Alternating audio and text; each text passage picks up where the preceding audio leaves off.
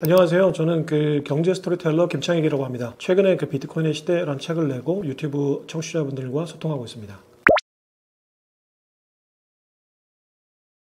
이스라엘은 지금 이슬람 세력에서 공적이고 또 이란이 특히나 자신들을 제거해야 될 대상으로 설정을 해놓은 상태에서 이란이 특히나 최근에 핵 개발에 치중하면서 실제로 6개월 이내에 핵탄두를 개발할 수 있는 상황까지 됐어요. 시간벌이를 했던 거죠. 기존에 바이든 정부 때. 이건 좀 이따 다시 설명을 드릴게요. 그러니까 이란이 실질적으로 핵 보유 강국, 핵 보유국으로 되는 임박한 상황이 되니까 네타냐후 입장에서는 지금 현재 보수주의자들, 극우 보수주의자들의 연정을 통해서 정권을 잡고 있는 거거든요.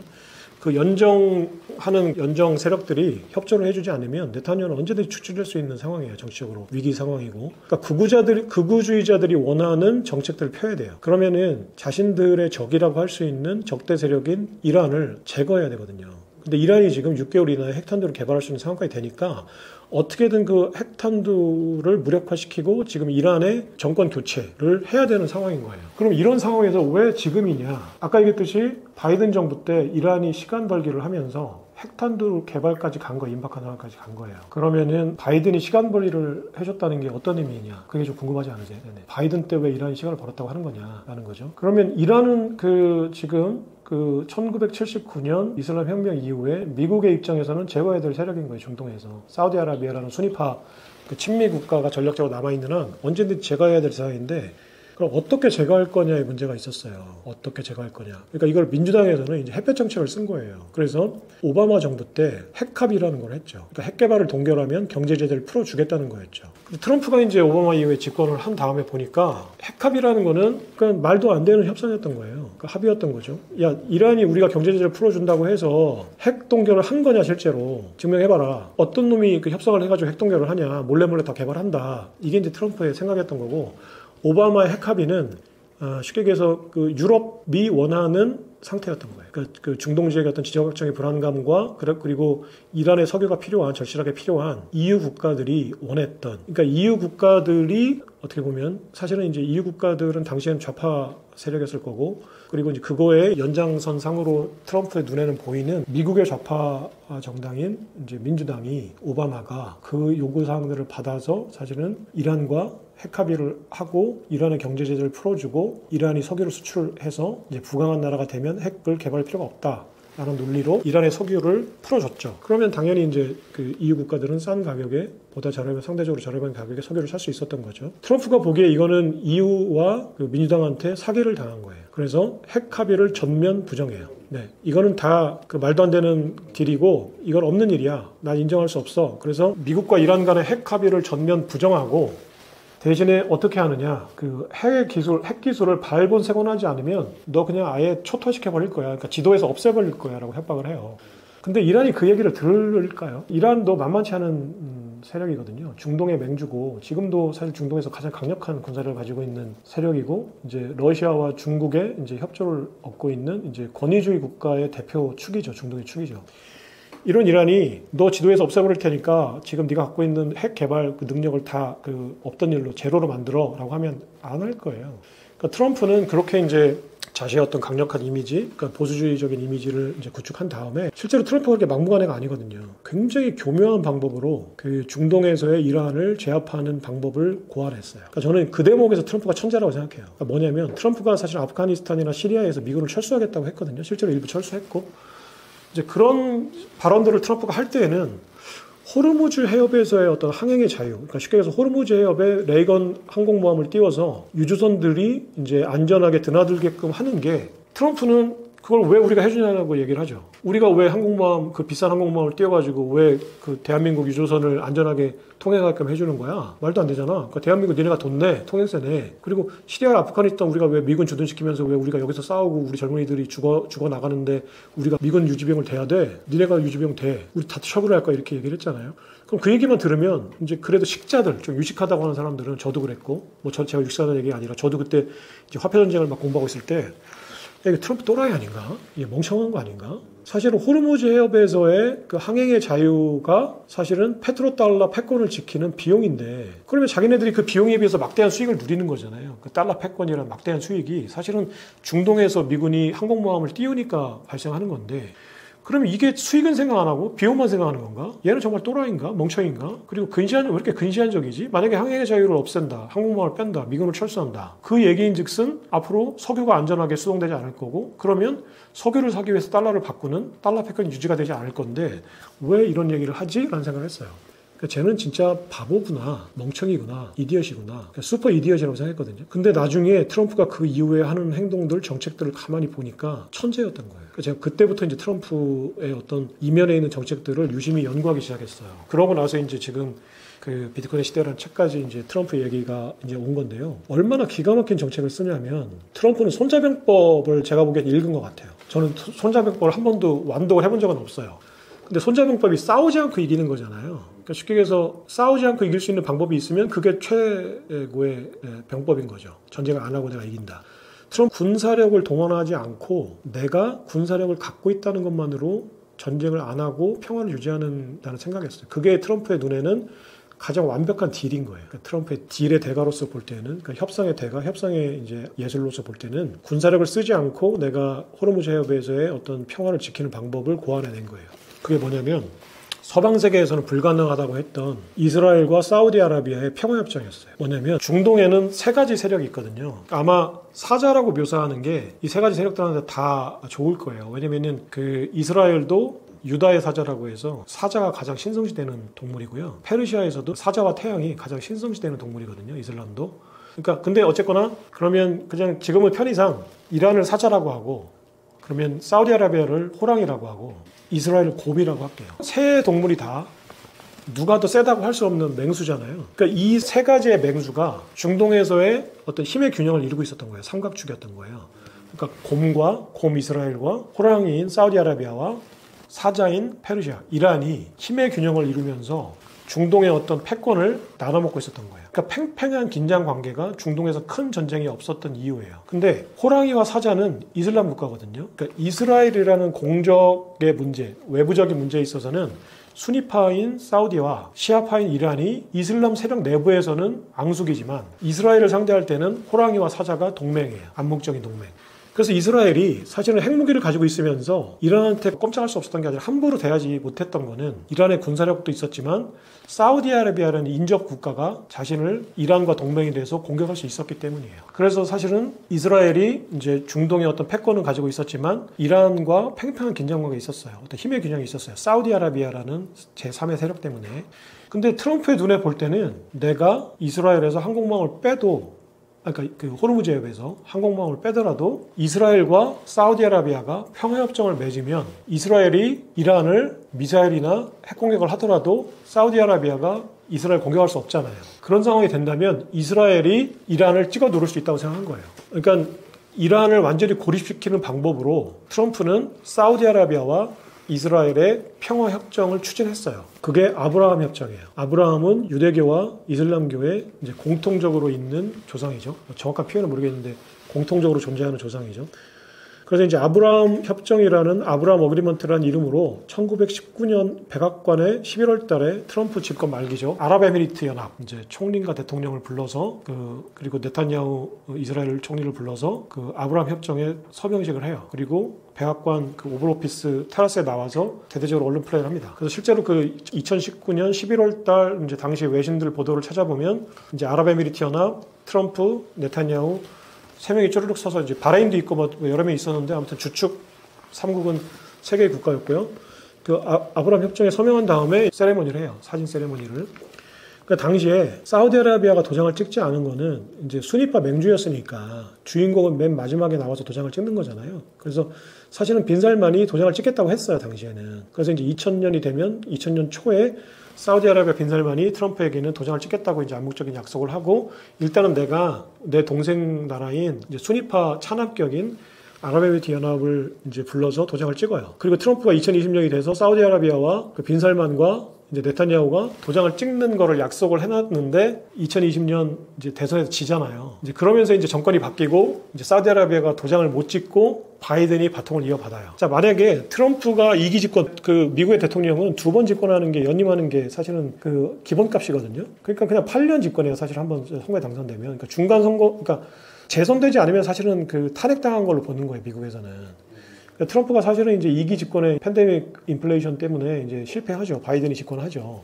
그러면서 바이든은 다시 트럼프 지우기에 나서죠. 그러니까 오벌 오피스에 있는 그 트럼프 책상에서 그 책상에 있는 트럼프의 정책들을 전부 다 꺼내가지고 다 불태워요. 그러면서 이제 가장 먼저 했던 게 트럼프가 이란과의 핵 합의를 철회하고 아브라함 협정을 맺은 거. 이걸 이제 지우기를 합니다. 그래서 아브라함 협정은 말도 안 되는 협정이야. 나는 오바마 선배가 했었던 이란 핵 합의를 복원시킬 거야 라고 얘기를 해요. 그러면서 이제 그 바이든은 빈살만과 네탄야후를 둘 다 적으로 만들어요. 왜 그러냐면 이스라엘하고 사우디 빈살만 입장에서 볼 때는 트럼프가 계속 연임을 하게 되면 자신들이 사인을 하게 되고 아브라함 협정을 맺고 이란을 완전히 찍어 누르는 거죠. 그러면은 빈살만 입장에서 볼 때는 지금 현재 이란 그 혁명 수비대 세력들이 이제 무용지물이 되는 거고 자기가 이슬람 맹주가 되는 거죠. 이스라엘 입장에서 볼 때는 사우디를 등에 업고 이란을 완전히 이제 견제하고 고립먹는 상태로 만들 수 있는 거죠.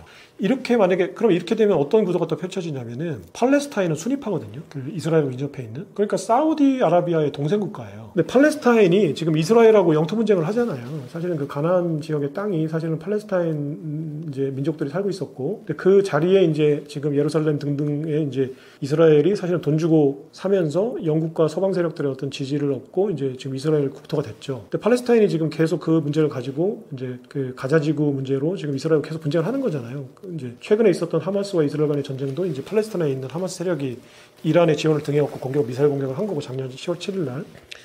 그러면 팔레스타인 문제가 어떻게 되냐, 이스라엘 입장에서는. 만약에 그 아브라함 협정이 맺어졌을 경우에 팔레스타인 수니파인데 수니파 맹주인 사우디아라비아가 이스라엘과 평협정을 맺으니까 팔레스타인하고 분쟁이 생겼을 경우에 사우디아라비아 빈살만이 팔레스타인 지원을 못해요. 그러니까 팔레스타인도 고립무원이 되는 거예요. 그러니까 이스라엘 입장에서는 자신의 적대 세력인 이란도 고립무원이 되는 거고 자신하고 영토 분쟁을 계속하고 있는 팔레스타인도 고립무원이 되거든요. 그러면 이제 이 상황이 어떻게 되냐면 서방 세계 미국이나 영국 또는 EU의 입장에서는 팔레스타인과 이란이 연맹을 맺을 수밖에 없어요. 자신들이 살기 위해서, 살아남기 위해서. 그럼 수니파 팔레스타인과 시아파 이란이 서로 지금 그 종교 정파는 다르지만 손을 잡을 수밖에 없거든요. 그러면은 팔레스타인을 공격하거나 이란을 공격할 수 있는 빌미가 돼요. 예전에 팔레스타인을 서방세계가 공격하려면 명분이 없잖아요. 그냥 지금 가자지구 가지고 싸우고 있다는 사실만으로 미국이 팔레스타인을 공격하거나 하마스를 초토화시키겠다고 공격하면 명분이 약한데 팔레스타인이 이란하고 손잡고 이란의 동맹이 돼요. 시아파는 아니지만. 그러면 악의 축으로 설정을 해서 팔레스타인 제거할 수 있죠. 그러니까 서방 세력한테는 팔레스타인을 제거할 수 있는 강력한 명분이 되는 거예요. 그 아브라함 협정이. 그러니까 트럼프는 이렇게 아주 교묘한 협정을 추진했던 거예요. 근데 이제 그 외교가에서, 그러니까 프랑스가 외교의 어떤 본거지죠. 외교관들이 필수적으로 옛날에는 불어를 배웠거든요. 왜 그러냐면은 프랑스가 외교의 본산지였던 거예요. 가장 외교를 잘하는. 그러니까 프랑스나 영국이나 옛날 그 정통 그 EU 국가들, 그러니까 정통 EU 국가들은 이제 고전적인 그 EU, 유럽의 패권 국가들은 자신들이 아무리 해봐도 이슬람 국가와 유대 국가 간의 어떤 동맹이나 외교 관계는 그 외교 관계를 정상화시키는 건 불가능하다. 우리가 다 해봤다. 미국이 트럼프가 그런 얘기를 딱 했을 때 프랑스 외교관이나 이제 가디언지나 프랑스의 르몽드지에서 사설로 뭐라고 했냐면은 불가능에 도전한다 했어요. 트럼프 웃기지 마라. 우리가 다 해봤다. 70년 전에 다 해보고 이집트하고도 해보고 다 해봤다. 안 되더라. 걔네들은 외교로 설득되는 애들이 아니야. 걔네들은 그냥 그 알라신과 신들의 나라야. 걔네들 네 말 안 들을 거야 그랬어요. 트럼프가 강력하게 추진했거든요. 트럼프가 실제로 그런 발언은 안 했지만 트럼프가 그 이후에 네탄야후를 이제 자기 편으로 만들고 빈살만을 자기 편으로 만드는 방법을 보면 트럼프는 속으로 이렇게 생각했을 것 같아요. 이건 그냥 이제 트럼프의 속을 그냥 한번 유추해 본 건데 무슨 종교 문제야, 무슨 신의 문제야, 무슨 사상의 문제고 이념의 문제야. 쓸데없는 얘기 하지 마. 다 돈 문제야. 다 그렇게 포장은 하지. 종교 지도자들이 나와서 우리는 정파가 다르고 종교 이념이 다르고 다 그렇게 포장해. 이슬람 혁명 세력도 우리가 이슬람 근본주의자라고 얘기해. 시아파는 시아파대로, 수니파는 수니파대로 자기들이 정통이라고 다 얘기해. 근데 그 지도자들 돈 싫어하는 거 못 봤다. 술 싫어하는 거 못 봤다. 여자 싫어하는 거 못 봤다. 무슨 이슬람 국가야. 다 뒤돌아서면 다 반문화적이고 다 해. 다 돈 주면 다 좋아해. 이게 트럼프의 생각이었을 거예요. 자기는 술, 담배 안 하지만.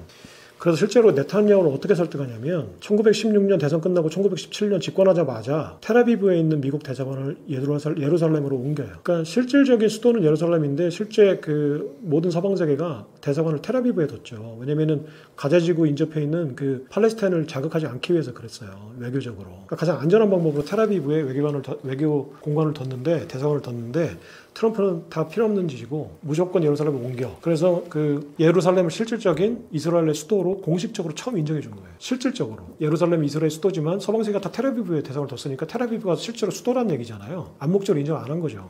하지만 그 트럼프가 실적으로 이제 그 에이펙이라고 하는 이스라엘 커뮤니티 어떤 후원도 많이 받았고, 결정적인 후원자가 어떤 부부가 있는데 그 부부들의 어떤 입김이 많이 작용했어요. 그리고 사위인 그 쿠셔너 그 가문도 있었죠. 그 이제 유대인들이죠. 그러니까 이제 그런 쪽의 어떤 그 후원 세력과 그리고 코치를 들었을 거예요. 쿠셔너의 코치를, 이제 네타냐후를 부어 삶는 방법을.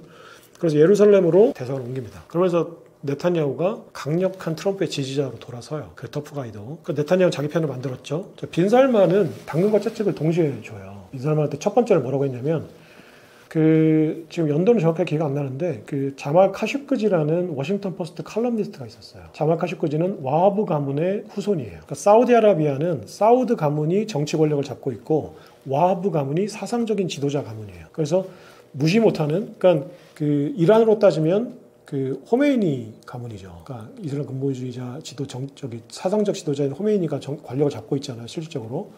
근데 사우디아라비아는 왕족인 사우드 가문이 정치 권력은 꽉 잡고 있지만 그 사상적인 지도자 층은, 그러니까 학자 가문, 사상적 지도자, 종교 학자 가문인 와하브 가문이 있는데, 와하브 가문의 후손인 자말 카슈크지가 이제 빈살만이 쿠데타를 통해서 형제들을 다 감금하고 쿠데타를 통해서 집권했잖아요. 이제 그 왕세자로. 실정의 집권을 한 다음에 미국으로 망명을 해요. 그래서 미국에서 워싱턴 포스트 칼럼니스트로 이제 와하브 가문을 옹호하고 사우드 가문의 빈살만을 부정하는, 빈살만은 쉽게 해서 짝퉁이다. 그 와하브 가문의 어떤 와하비즘이라고 해서 사우디아라비아의 어떤 국가를 지탱해주는 사상이 있는데, 우리나라로 따지면 뭐 단군 사상, 또 홍해인간 사상 같은 사상이에요.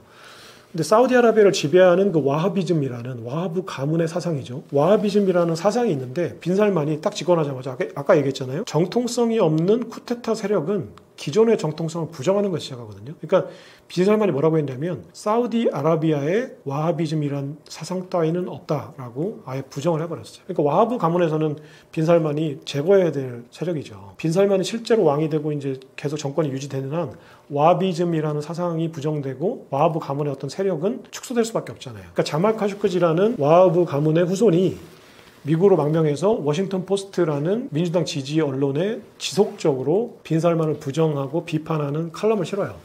근데 이 카슈크지라는 언론인이 이제 당시에 튀르키예의 대사관에 자기 이혼 서류를 접수하러 갔나? 대사관에 이제 터키 대사관, 터키에 있는 미국 대사관인가에 이제 들어가는데 나오는 사진이 없어요. 네, 그게 무슨 얘기냐면, 그 카슈크지가 터키에 있는 어떤 공간에 들어가는 게 CCTV에 찍혔는데 카슈크지가 나오는 사진이 없거든요. 그러니까 카슈크지는 그러면 아직 그 대사관에 있는 거예요. 아니면 이제 카슈크지가 나오는 사진은 없는데 그 사우디아라비아의 정보 요원으로 판단되는 6명의 어떤 그 검은 제복을 입은 사람들이 그 가방 하나씩을 들고 나오는 게 있어요. 그게 찍혀 있어요. 그러니까 이제 그 CIA의 판단으로는 자말 카슈크지를 사우디아라비아 빈살만의 이제 친위대라고 해야 되나? 그 정보기관 세력이 이제 그 공간에 들어가는 거를 쫓아 들어가서 토막살을 낸 다음, 썰어버린 다음에 가방 6개 나눠서 귀국한 거예요. 그 CIA 판단이고 실제로 지금 국제사회는 그렇게 보고 있어요.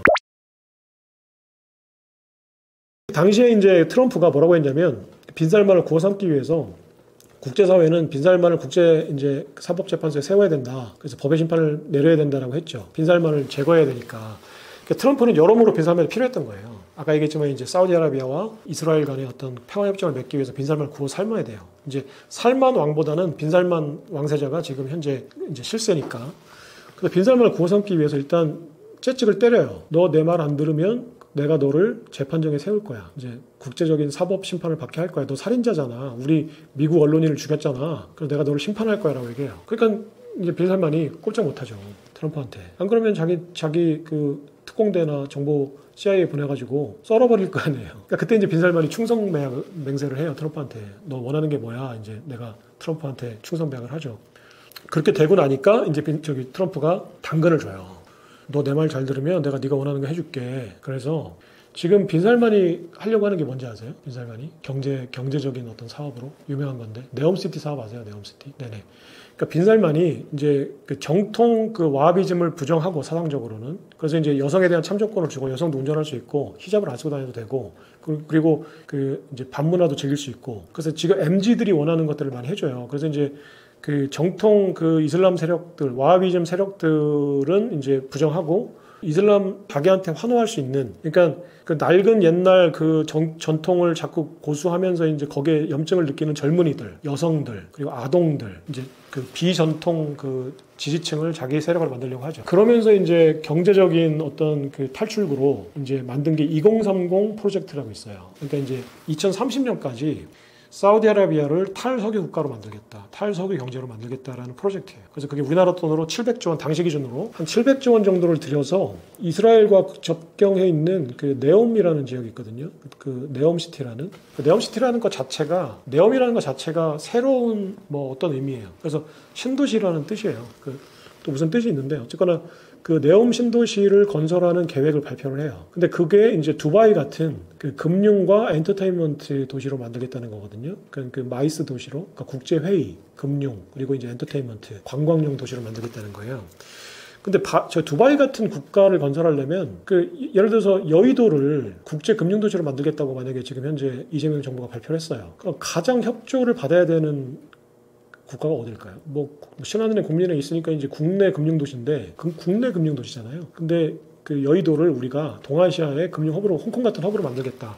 그럼 일단 어느 나라 협조를 얻어야 될까요? 그 동아시아의 금융 허브로 만들겠다. 생각나시는 대로 한번 생각해 보세요. 일단 중국의 협조는 불가능하죠. 동아시아의 금융 허브니까 중국의 금융사들이 많이 들어와야 될 거 아니에요? 홍콩 같이. 또 하나는 글로벌 금융 허브에서 빼놓을 수 없는 게 유대 금융 자본이에요. 네, 지금 미국 월가에 있는 JP 모건 스탠리, 골드만삭스 전부 다 유대 금융 기관이에요. 사실상 뿌리는. 네, 그리고 지금 시티 오브 런던에 있는 금융 세력이 전부 다 그 로스차일드가 운영했던 금융 세력이 금융 도시를 만들겠다는데 이스라엘의 정부의 협조 없이는 불가능하죠. 그 유대 금융 세력이 별도로 존재하긴 하지만 어쨌거나 그 정부는 이스라엘이니까 특히나 국경을 맞대고 있잖아요. 이스라엘과는.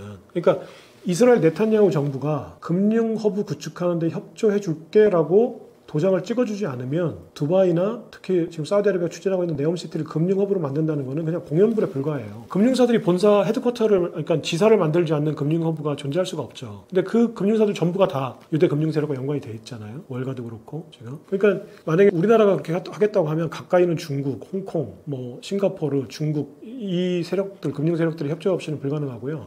중동에다가 금융 허브를 만들겠다는 것은 이스라엘의 협조 없이는 그럼 안보 협조 없이 또 금융 어떤 그 사들의 어떤 협조 없이 금융 세력들의 협조 없이는 불가능하죠. 그러니까 빈살만에게 당근을 준 건 뭐냐면 네탄야후와 손잡게 했어요. 그래서 네탄야후를 네가 잘 구워 삶아야 유대 금융 세력들이 지사를 만들고 네가 만들 수 있는 금융 허브를 만들 수 있고 또 600조 원 규모, 700조 원 규모의 대형 프로젝트를 운영하려면 프로젝트 파이낸싱이 필요해요. 그러니까 그러면은 실질적으로 그 시공 과정에서도 시공비를 마련하는데도 파이낸싱이 필요하니까 여러 가지 면에서 네가 네탄야후와 손을 잡는 게 좋아. 그래서 마크 폼페이오 국무장관을 이제 네옴시티로 보내요. 그때 이제 마크 폼페이오 국무장관이 네옴시티에 갔을 때 총리, 그러니까 각국 정상들의 헬기를 추적하는 앱이 있더라고요. 당시 보도로는 그 헬기를 추적하는 그 앱에 네탄야후 총리의 헬기가 그러니까 미국 따지면 에어포스 1이 네옴시티로 갔다라는 SNS 상의 정보가 있었어요. 그래서 그거를 미국의 언론이 보도를 했었어요. 네탄야후가 폼페이오가 있는 지금 폼페이오가 빈살만이 만나고 있는 이제 네옴시티로 헬기를 타고 날아갔다. 그 얘기는 뭐냐면 폼페이오가 그 트럼프의 특사로 네옴시티로 가서 빈살만과 네탄야후의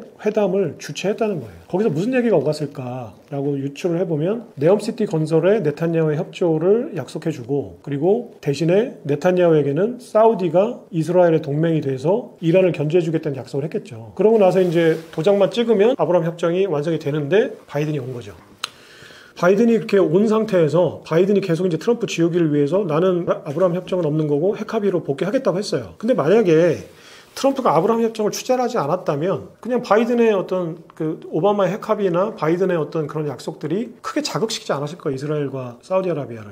근데 트럼프가 완전히 그 구도를 그러니까 빈살만과 네탄야후 간의 어떤 동맹 관계로 다 구축을 해놓고 도장만 찍으면 되는 상황인데 그럼 팔레스타인과 이란 문제를 그냥 일시에 해결할 수 있는데 갑자기 바이든이 그걸 다시 과거로 다 되돌리겠다고 하니까 차라리 고기를 안 주면 모를까 고기를 준 다음에 뺏는 거잖아요, 미국이. 그러니까 더 화가 나죠. 사실은 원상복구 하는 건데 내가 매일 하루에 8시간씩 일하다가 갑자기 회사에서 야, 생산성이 좋아졌으니까 너는 앞으로 하루에 5시간만 일해. 이러면 차라리 그 말 안 하고 매일 8시간씩 일하면 일할 거야, 대부분 사람들이. 근데 너는 앞으로 5시간만 일해. 그랬다가 갑자기 일주일 뒤에 야, 이거 상황이 안 되니까 너 다시 8시간 일해. 그러면 일주일 전하고 똑같은 건데 엄청 화가 나겠죠. 회사를 그만두고 싶을 거예요. 막 죽여버리고 싶을 거예요. 근데 네타냐후하고 빈살만 입장에서는 그런 거예요. 갑자기 바이든이 트럼프 이전의 체제로 돌아가겠다고 하니까 팔레스타인과 이란을 완전히 제압할 수 있었다가 갑자기 핵합의 상태로 돌아가면 이거 뭐야, 이거 줬다 뺏는 거야? 그러니까 빈살만과 그 네타냐후가 엄청 화가 났어요. 그러면서 바이든의 정책에 전혀 협조를 하지 않아요. 이 공백을 치고 들어온 게 시진핑이었어요. 시진핑이 아브라함 협정하고 똑같은 반대 협정을 몇 개 해요. 사우디아라비아를 구워 삶아서, 이란을 구워 삶아서. 뭐냐면 이스라엘과 사우디아라비아를 동맹으로 맺으려고 했던 게 트럼프라면 시진핑이 이거 트럼프가 다시 복귀했으니까 트럼프가 다시 복귀하면 또 이렇게 될 텐데 그럼 이란이 고립되고 친중국가, 친러시아 국가가 고립되는 거거든요. 권위주의 국가가. 그럼 자신들의 동맹이 없어지는 거예요. 이 지도상에서. 그러니까 러시아하고 시진핑은 트럼프가 없는 바이든 정부가 바이든이 헛발질을 하고 있을 때 이게 헛발질이라는 건 지금 현재 그 중동 정세로만 봤을 때 얘기하는 거예요. 제가 무슨 친민주당, 공화당 이런 게 아니라 트럼프의 입장이나 이제 중동 원했던 이제 사우디나 네타냐후 입장에서 볼 때는 바이든이 막 헛방질 하는 거야. 시진핑 입장에서도 바이든이 너무 고맙게도 막 똥볼을 막 차고 있는 거죠. 그러니까 이 상태를 역이용해서 시진핑이 바로 이란을 구워 삶고 사우디아라비아를 구워 삶아요. 이란을 구워 삶은 거는 아마 군사 안보 면에서 아마 구워 삶았을 거예요. 친중국가고 친러시아 국가니까 네가 위기 시에는 그 러시아와 중국이 협조를 해줄 거야라는 약속을 했을 거고 이제 사우디아라비아한테는 어떤 걸로 이제 시진핑이 접근을 하냐면 석유 시장의 VIP 고객이 미국이 아니라 지금 중국이잖아요. 원래 미국이 사우디아라비아의 이제 수입 1위 국가였거든요. 근데 그 세일 오일이 미국이 개발하게 되면서 미국이 이제 세일 오일 그 석유를 양산을 하게 되니까 미국이 석유 잔입을 해요. 그래서 지금은 이제 미국이 그 수입량보다 수출량이 훨씬 많아요. 옛날엔 여러 가지 전략적인 이유로 미국이 석유 자원을 개발하지 않다가 캐내지 않다가 지금은 캐내거든요. 그러면서 사우디아라비아 석유를 덜 사주는 거예요, 옛날보다. 지금 사우디아라비아가 그 판매하는 석유에 그 중국이 사주는 게 하루에 1,000만 배럴이에요. 그러니까 전 세계 석유 수요가 하루에 1억 배럴인데 그 10%를 중국이 사우디아라비아로부터 수입해요. 중국은 하루에 1,500만 배럴을 소비하는데 그중에 1,000만 배럴을 사우디아라비아나 중동국가 또는 베네수엘라로부터 수입을 하거든요. 사우디아라비아도 제일 많이 수입해요. 그러니까 지금은 그 시진핑이 이제 VIP 티켓을 가진 멤버십을 가진 국가죠. 그러니까 빈살만하고 시진핑은 호시탐탐 그 석유를 달러가 아니라 이제 위안화로 결제하는 거에 대한 논의를 계속해요. 근데 이제 그거는 미국한테 그 참수를 당하는 시도거든요. 실제로 후세인이 그래서 참수를 당했고 또 베네수엘라가 그래서 경제가 완전히 미국의 제재로 완전히 망가졌고 지금 어쨌거나 달러 결제를 다른 화폐로 하겠다라는 어떤 선언은 내 목을 배주세요라는 말과 똑같거든요. 그러니까 공식적으로 그렇게 하지 않죠. 그리고 아직까지는 사우디가 전략적으로 필요하기 때문에 사우디가 그런 시도를 해도 그냥 어르고 달래죠. 그래서 실제로 그 사우디아라비아 빈살만이 그 사우디아라비아 석유를 유조선이 아니라 파키스탄 과다르 항구를 통해서 파키스탄이 딱 호르무즈 해협하고 중국하고 이어지는 그 척추같이 딱 이어진 디스크처럼 딱 중간에 있거든요. 그러니까 파키스탄만 딱 경유하는 석유관을 만들면 중국의 서부 국경까지 그냥 석유관으로 석유를 실어나갈 수 있어요. 그러니까 보낼 수 있어요. 사우디아라비아에서. 그러니까 그 7천억 달러를 들여가지고 빈살만이 그 이제 파이낸싱을 자기가 해서 중국의 석유공사와 그 아람코가 합작사를 중국의 상하이에 만들고 중국이 이제 과다르 항구를 파키스탄을 통해서 중국의 육상 석유관을 건설하는 사업을 프로젝트를 발표했었어요. 이것도 미국의 협박으로 빈살만이 유야무야 이 프로젝트를 취소하죠.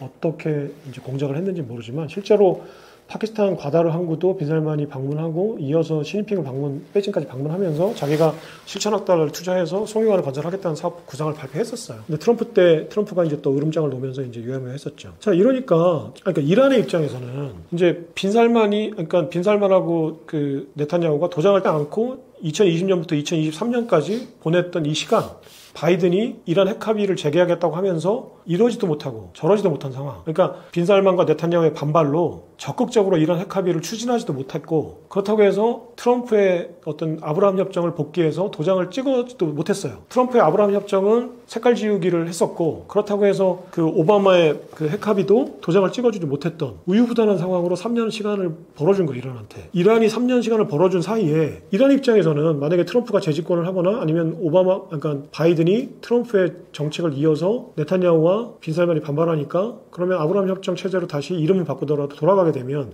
이란은 자기가 제거되는 거거든요. 사실상 완전히 무력화되는 거잖아요. 그러니까 이란은 트럼프가 재집권하기 전이나 아니면 바이든이 시간을 벌어주고 있을 그때, 그리고 시진핑이 또 사우디아라비아와 자기를 연결해준 동맹을 맺었거든요. 시진핑의 중재로. 그러니까 반대 상황이 된 거야. 이스라엘이 고립되고 사우디와 이란이 동맹을 맺고, 그리고 어정쩡한 이 상황 3년이라는 시간 동안 북한으로부터 군사적 지원을 받고, 실제로 이번에 하마스가 작년 10월 7일 날 이스라엘 공격할 때 북한의 어떤 협조가 상당히 있었다고 해요. 무기나 실제로 미사일 기술이나 여러 가지 협조를 이란을 통해서 하마스로 전달을 했다고 해요.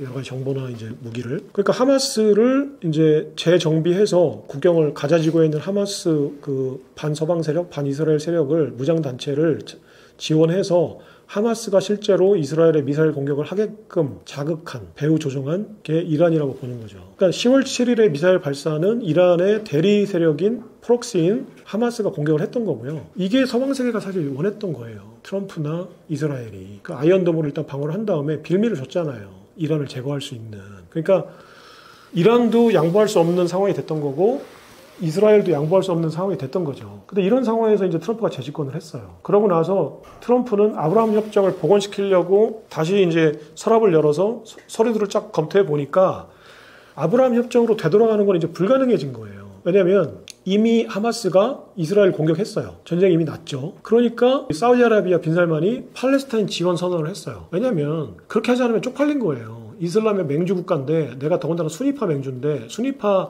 동생인 팔레스타인이 지금 이스라엘과 교전을 펼치고 있어요. 근데 여기에 빈살만이 옛날에 아브라함 협정의 어떤 추억으로 이스라엘을 지지한다거나 또 팔레스타인을 지원하지 않는다거나 하는 어떤 액션을 취하거나 발언을 하게 되면 완전히 이슬람 세력에서는 왕따가 되는 거죠. 그걸 이란이 원할 테고. 그러니까 빈살만은 어쩔 수 없이 책임감에 또는 어떤 그 명예 때문에 팔레스타인 지원 선언을 했거든요.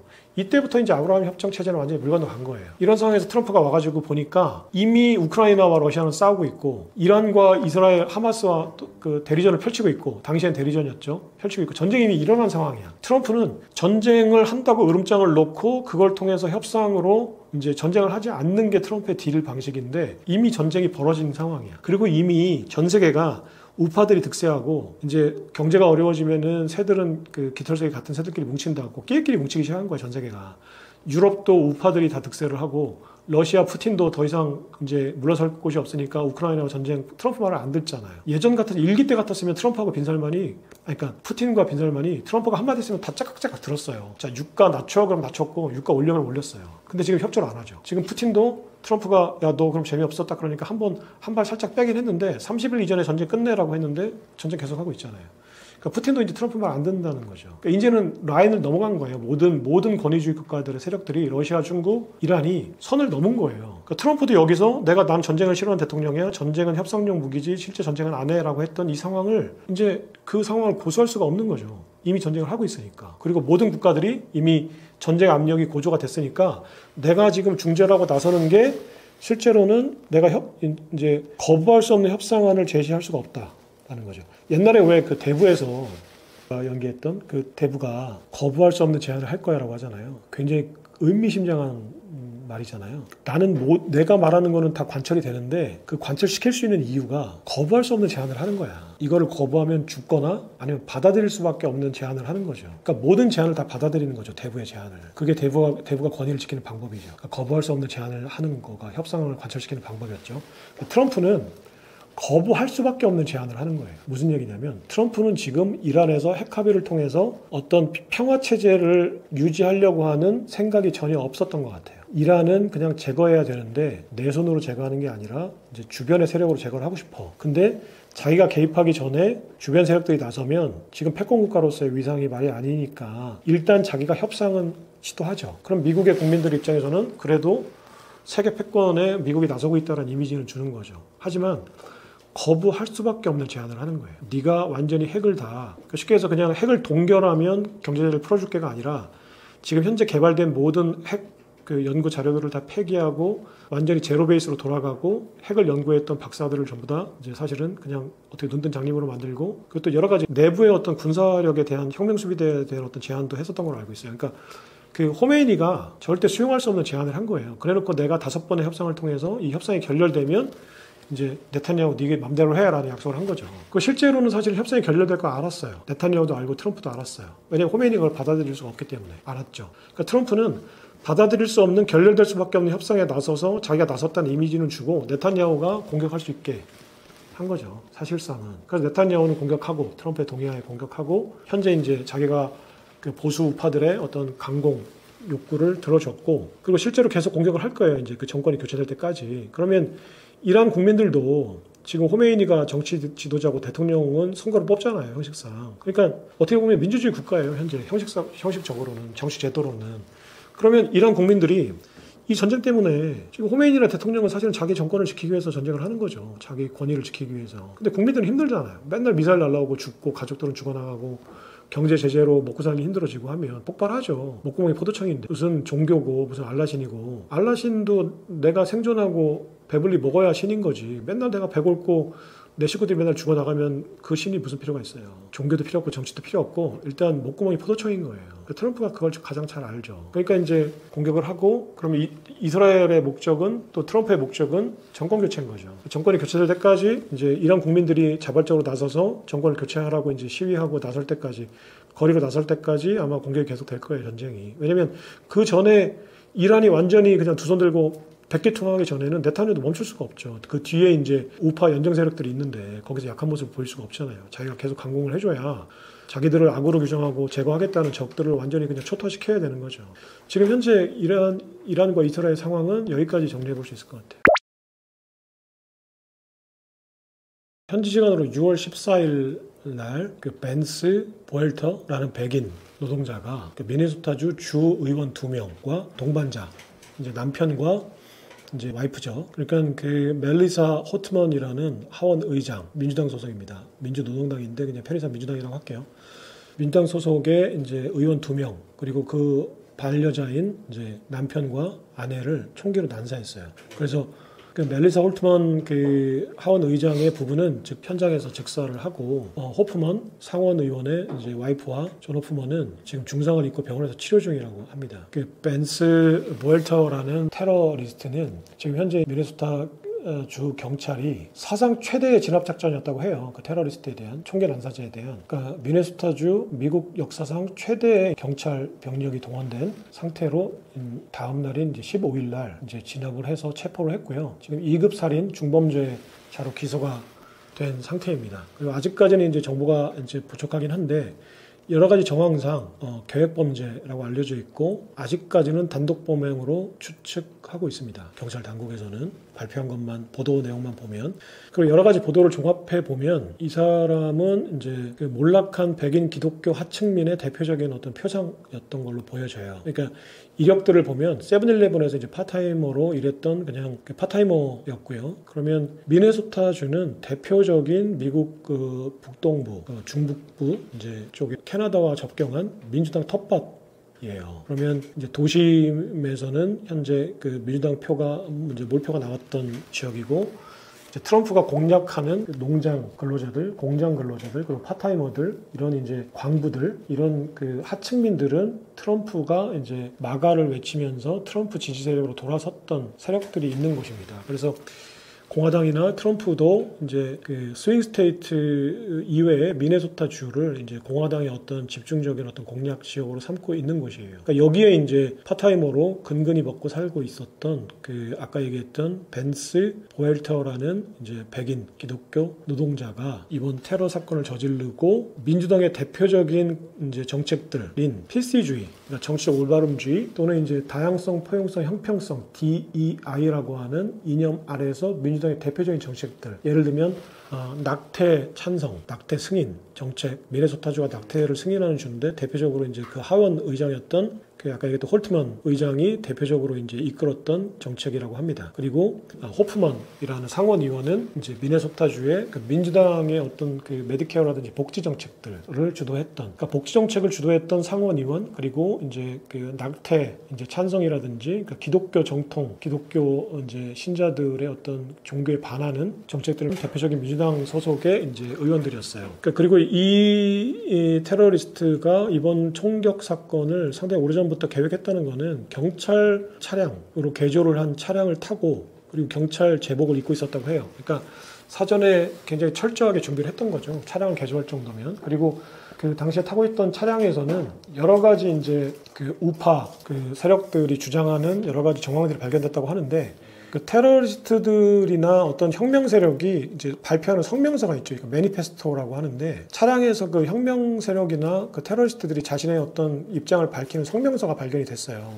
여기에 그 민주당 세력들이 이제 계속 그 딥스테이트로서 이제 미국 곳곳에서 미국을 타락시키고 있다, 썩어가게 만들고 있다, 부패하게 하고 있다라는 주장이 있었고요. 그리고 그 경찰 당국의 어떤 발표에 의하면 이제 어떤 배우나 특정할 만한 배우 세력은 없는 것으로 아직까지는 판단하고 있는데, 이 사람이 이제 어떤 정신질환이나 이제 이런 정황이 있고, 또 하나는 그 극우 사이비 어떤 단체들, 그러니까 텔레그램이나 이제 4chan 같은 극우 세력들의 어떤 그 SNS 어떤 커뮤니티 이런 거에서 이제 정보를 주고받은 이제 이력들이 있다고 합니다. 그 대표적인 게 그 QAnon이라는 그 극우 트럼프 열렬 지지 종교단체 같은 세력들이 있어요. 그러니까 QAnon이라는 이 세력은 Q라는 알파벳 Q와 그다음에 Anonymous라는 익명이라는 뜻의 Anonymous라는 이제 언언 이 합쳐진 말이에요. 그래서 QAnon이라는 거는 Q를 추종하는 익명의 추종자들을 말하는 어떤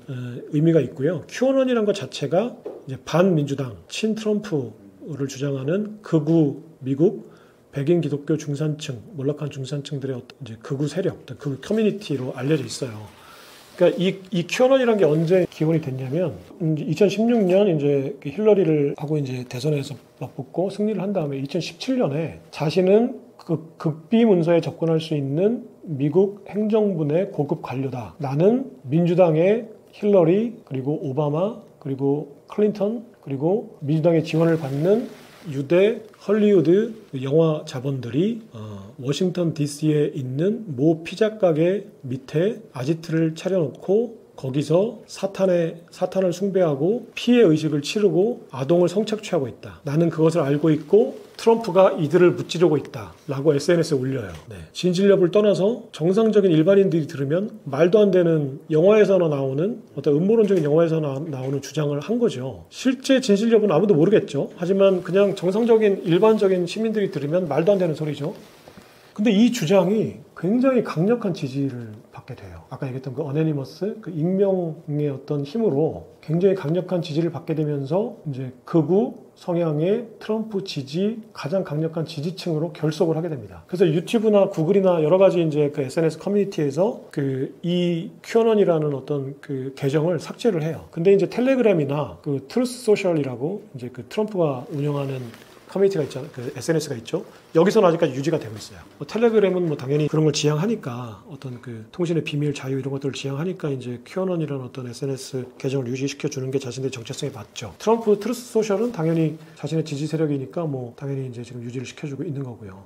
그렇다면 이들이 주장하는 이 극우 세력들이 물리적으로 실제로 트럼프를 지지하고 민주당을 압박하는 어떤 물리적인 어떤 무력 행사가 2021년 트럼프가 바이든에게 대선에서 패하고 나서 그 국회의사당을 점령했던 사건이 있잖아요. 그래서 트럼프 지지 백인들이 이 국회의사당 점령 사건이 사실은 QAnon이 주도했던 사건이라고 이제 판단하고 있어요. 미국의 정보 당국. 엄청 강력한 지지 세력이죠. 거의 종교적인 수준이에요. 사이비 종교적인. 네. 그러면 이 세력의 어떤 교류가 있었다. 그러니까 SNS 상에서 이제 QAnon과의 어떤 교류가 있었다라고 이제 정황이 잡히고 있다고 해요. 그러면 이제 QAnon의 일원일 수도 있고. 그럼 어쨌거나 그러면 트럼프의 극우 트럼프 지지자라고 할 수 있죠. 그리고 민주당의 어떤 정책들, 그 PC주의, 그러니까 쉽게 얘기해서 이제 트럼프의 세계관으로 보면 세계화주의자라고 말할 수 있는 민주당과 월가의 어떤 이 세계화주의자들 세력들이 이제 딥스테이트라는 이름으로 이제 매도가 되죠. 트럼프도 딥스테이트라는 표현을 썼었고요. 이 QAnon이라는 세력이 가장 강력하게 쓰고 있는 단어가 딥스테이트예요. 그러니까 그림자 정부, 그러니까 보이지 않는 정부, 그러니까 캐비넷 바깥에서 이제 보이지 않는 이 세력이 민주당을 지지하고 월가를 지지하면서 그 미국의 보수 기독교 중산층을 몰락시켰다. 그리고 월가만 잘 살게 했다. 그리고 민주당만 잘 살게 했다. 이들은 그 DC의 피자 가게 아래에서 지금도 사탄의 피로 어떤 의식을 행하고 있다. 그리고 쉽게 얘기해서 아동들, 어린이들을 납치해서 성착취 의식을 하고 있다. 힐러리도 그렇고 클린턴도 그렇고 오바마도 그랬다. 바이든도 그랬고. 그래서 트럼프가 이들을 하나하나 몰아내고 이제 죽이고 있다. 무찌르고 있다. 이런 서사를 가진 세력이에요. 근데 이게 어떻게 보면 선을 넘고 너무 많이 나갔죠. 그러니까 이제 일반적인 사람들 그리고 정상적인 사람들은 사이비 종교 단체라고도 하고 이제 완전히 그냥 사이비 어떤 극우 열렬 지지 세력이라고 하죠.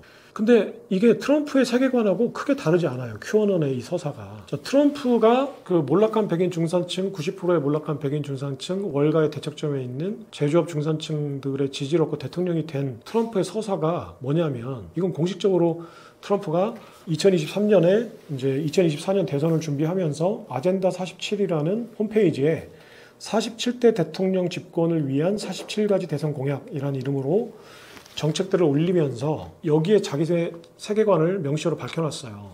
그러니까 트럼프가 백인 중산층의 일자리를 되살리고 타락한 달러를 건강하게 만들어서 미국을 다시 위대하게 하겠다. 메가라는 어떤 이념을 실현하기 위해서 무찔러야 될 큰 적을 설정해놨거든요. 그게 글로벌리스트예요. 그 47가지 정책 공약집에 공통적으로 반복적으로 나오는 단어, 가장 많이 나오는 단어가 글로벌리스트입니다. 글로벌리스트는 번역하면 세계화주의자고요. 간단히 말하면 월가, 그리고 그 월가가 지지해주는 민주당, 그리고 EU의 규제기관 넓게 보면 교제당국, EU 집행위원회를 얘기하죠. 그리고 클린턴 정부가 이제 끌어들여서 WTO에 가입시킨 울며 겨자먹기로 WTO에 가입해서 월가와 이권을 나눠 가진 민주당과 이권을 나눠 가진 시진핑, 후진타오, 당연히 후진타오였겠죠. 2001년에 중국이 WTO에 가입한 이후의 중국, 그러니까 그 자유무역 WTO 체제에 가입한 중국을 이제 트럼프는 무찔러야 될 세계화주의자들이라고 통칭을 해놨어요. 글로벌리스트. 그러니까 세부적으로 얘기하면 월가, 그리고 민주당, 그리고 워몽그즈라고 해서 군산복합체, 그러니까 전쟁광들, 그리고 차이나, 중국. 말은 안 했지만 이후의 집행위원회, 규제당국, 좌파 정부, 그리고 소로스 애터니, 소로스 검사들이라고 해서 자신을 계속 기소한 그 뉴욕 지방검사들을 얘기해요. 소로스의 장학금을 받고 좌파 정부에 유리한, 민주당에 유리한 어떤 정책들을 계속 펼친 그 소로스 후원한 이제 검사들을 이제 소로스 애터니라고 표현을 해놨어요. 이것도 무찔러야 될 이제 세계화주의자들에 속해요. 그리고 제약 카르텔, 쉽게 얘기해서 성분의 펜타닐을 팔아서 미국 그 캘리포니아 그 샌프란시스코 시민들을 전부 다 좀비로 만들어버린 펜타닐 판매상들. 이것도 사실은 중국 제약 카르텔을 말해요. 그러니까 펜타닐 대부분이 중국에 수입되니까. 그리고 이제 마약상들, 쿠바 수입되는 루트, 캐나다도 거기에 매도돼서 그 트리도 총리가 완전히 낙마했죠. 트럼프의 어떤 공격을 받아내지 못하고. 그리고 이제 남미, 멕시코, 쿠바 뭐 이런 국가들 전부 다 타도해야 될 세계화주의자들이에요. 적들이에요. 그러니까 거대한 적을 세계화주의자로 통칭해서 딱 설정을 해놓고 자기가 4년 동안 집권하면 이 세력을 하나하나 차근차근 잘근잘근 몰아내겠다라고 해서 이제 90%의 몰락한 백인 중산층 하층민, 그러니까 제이디 벤스 부통령의 표현대로라면 아팔란티아 산맥의 산골짜기 무지랭이들, 영어로는 힐빌리들의 지지를 얻고 대통령이 된 겁니다. 그럼 트럼프가 얘기한 이 세계화주의자들, 이 적이 아까 얘기한 큐어넌들의 표현대로라면 트럼프도 그 표현을 씁니다. 딥스테이트라는. 딥스테이트예요. 그리고 이들은 백인 중산층을 맛쟁이로 만들고 중국을 끌어들여서 그 미국에 있는 제조업을 전부 다 중국으로 이전시키고 월가가 이제 무역 적자로 나간 그 달러를 월가의 어떤 주식과 채권을 사는데 다시 자본시장으로 회귀시키는 이 세계화 구조를 만들어서 그 사이에 500만 개 일자리가 사라지고 달러는 계속 가치가 떨어지고 환율은 계속 올라가는, 그러니까 다른 화폐 대비 가치는 올라가지만 상품 대비 가치는 떨어지는, 구매력은 떨어지는, 그러니까 가치가 썩어나가는 이렇게 타락시킨 이 세력을 트럼프는 글로벌리스트라고 했죠. 자, 그럼 진실력을 떠나서 트럼프가 말한 이 세계관은 사람들이 얘기할 때 허무맹랑한 세계관인가요? 아니면 진실인가요?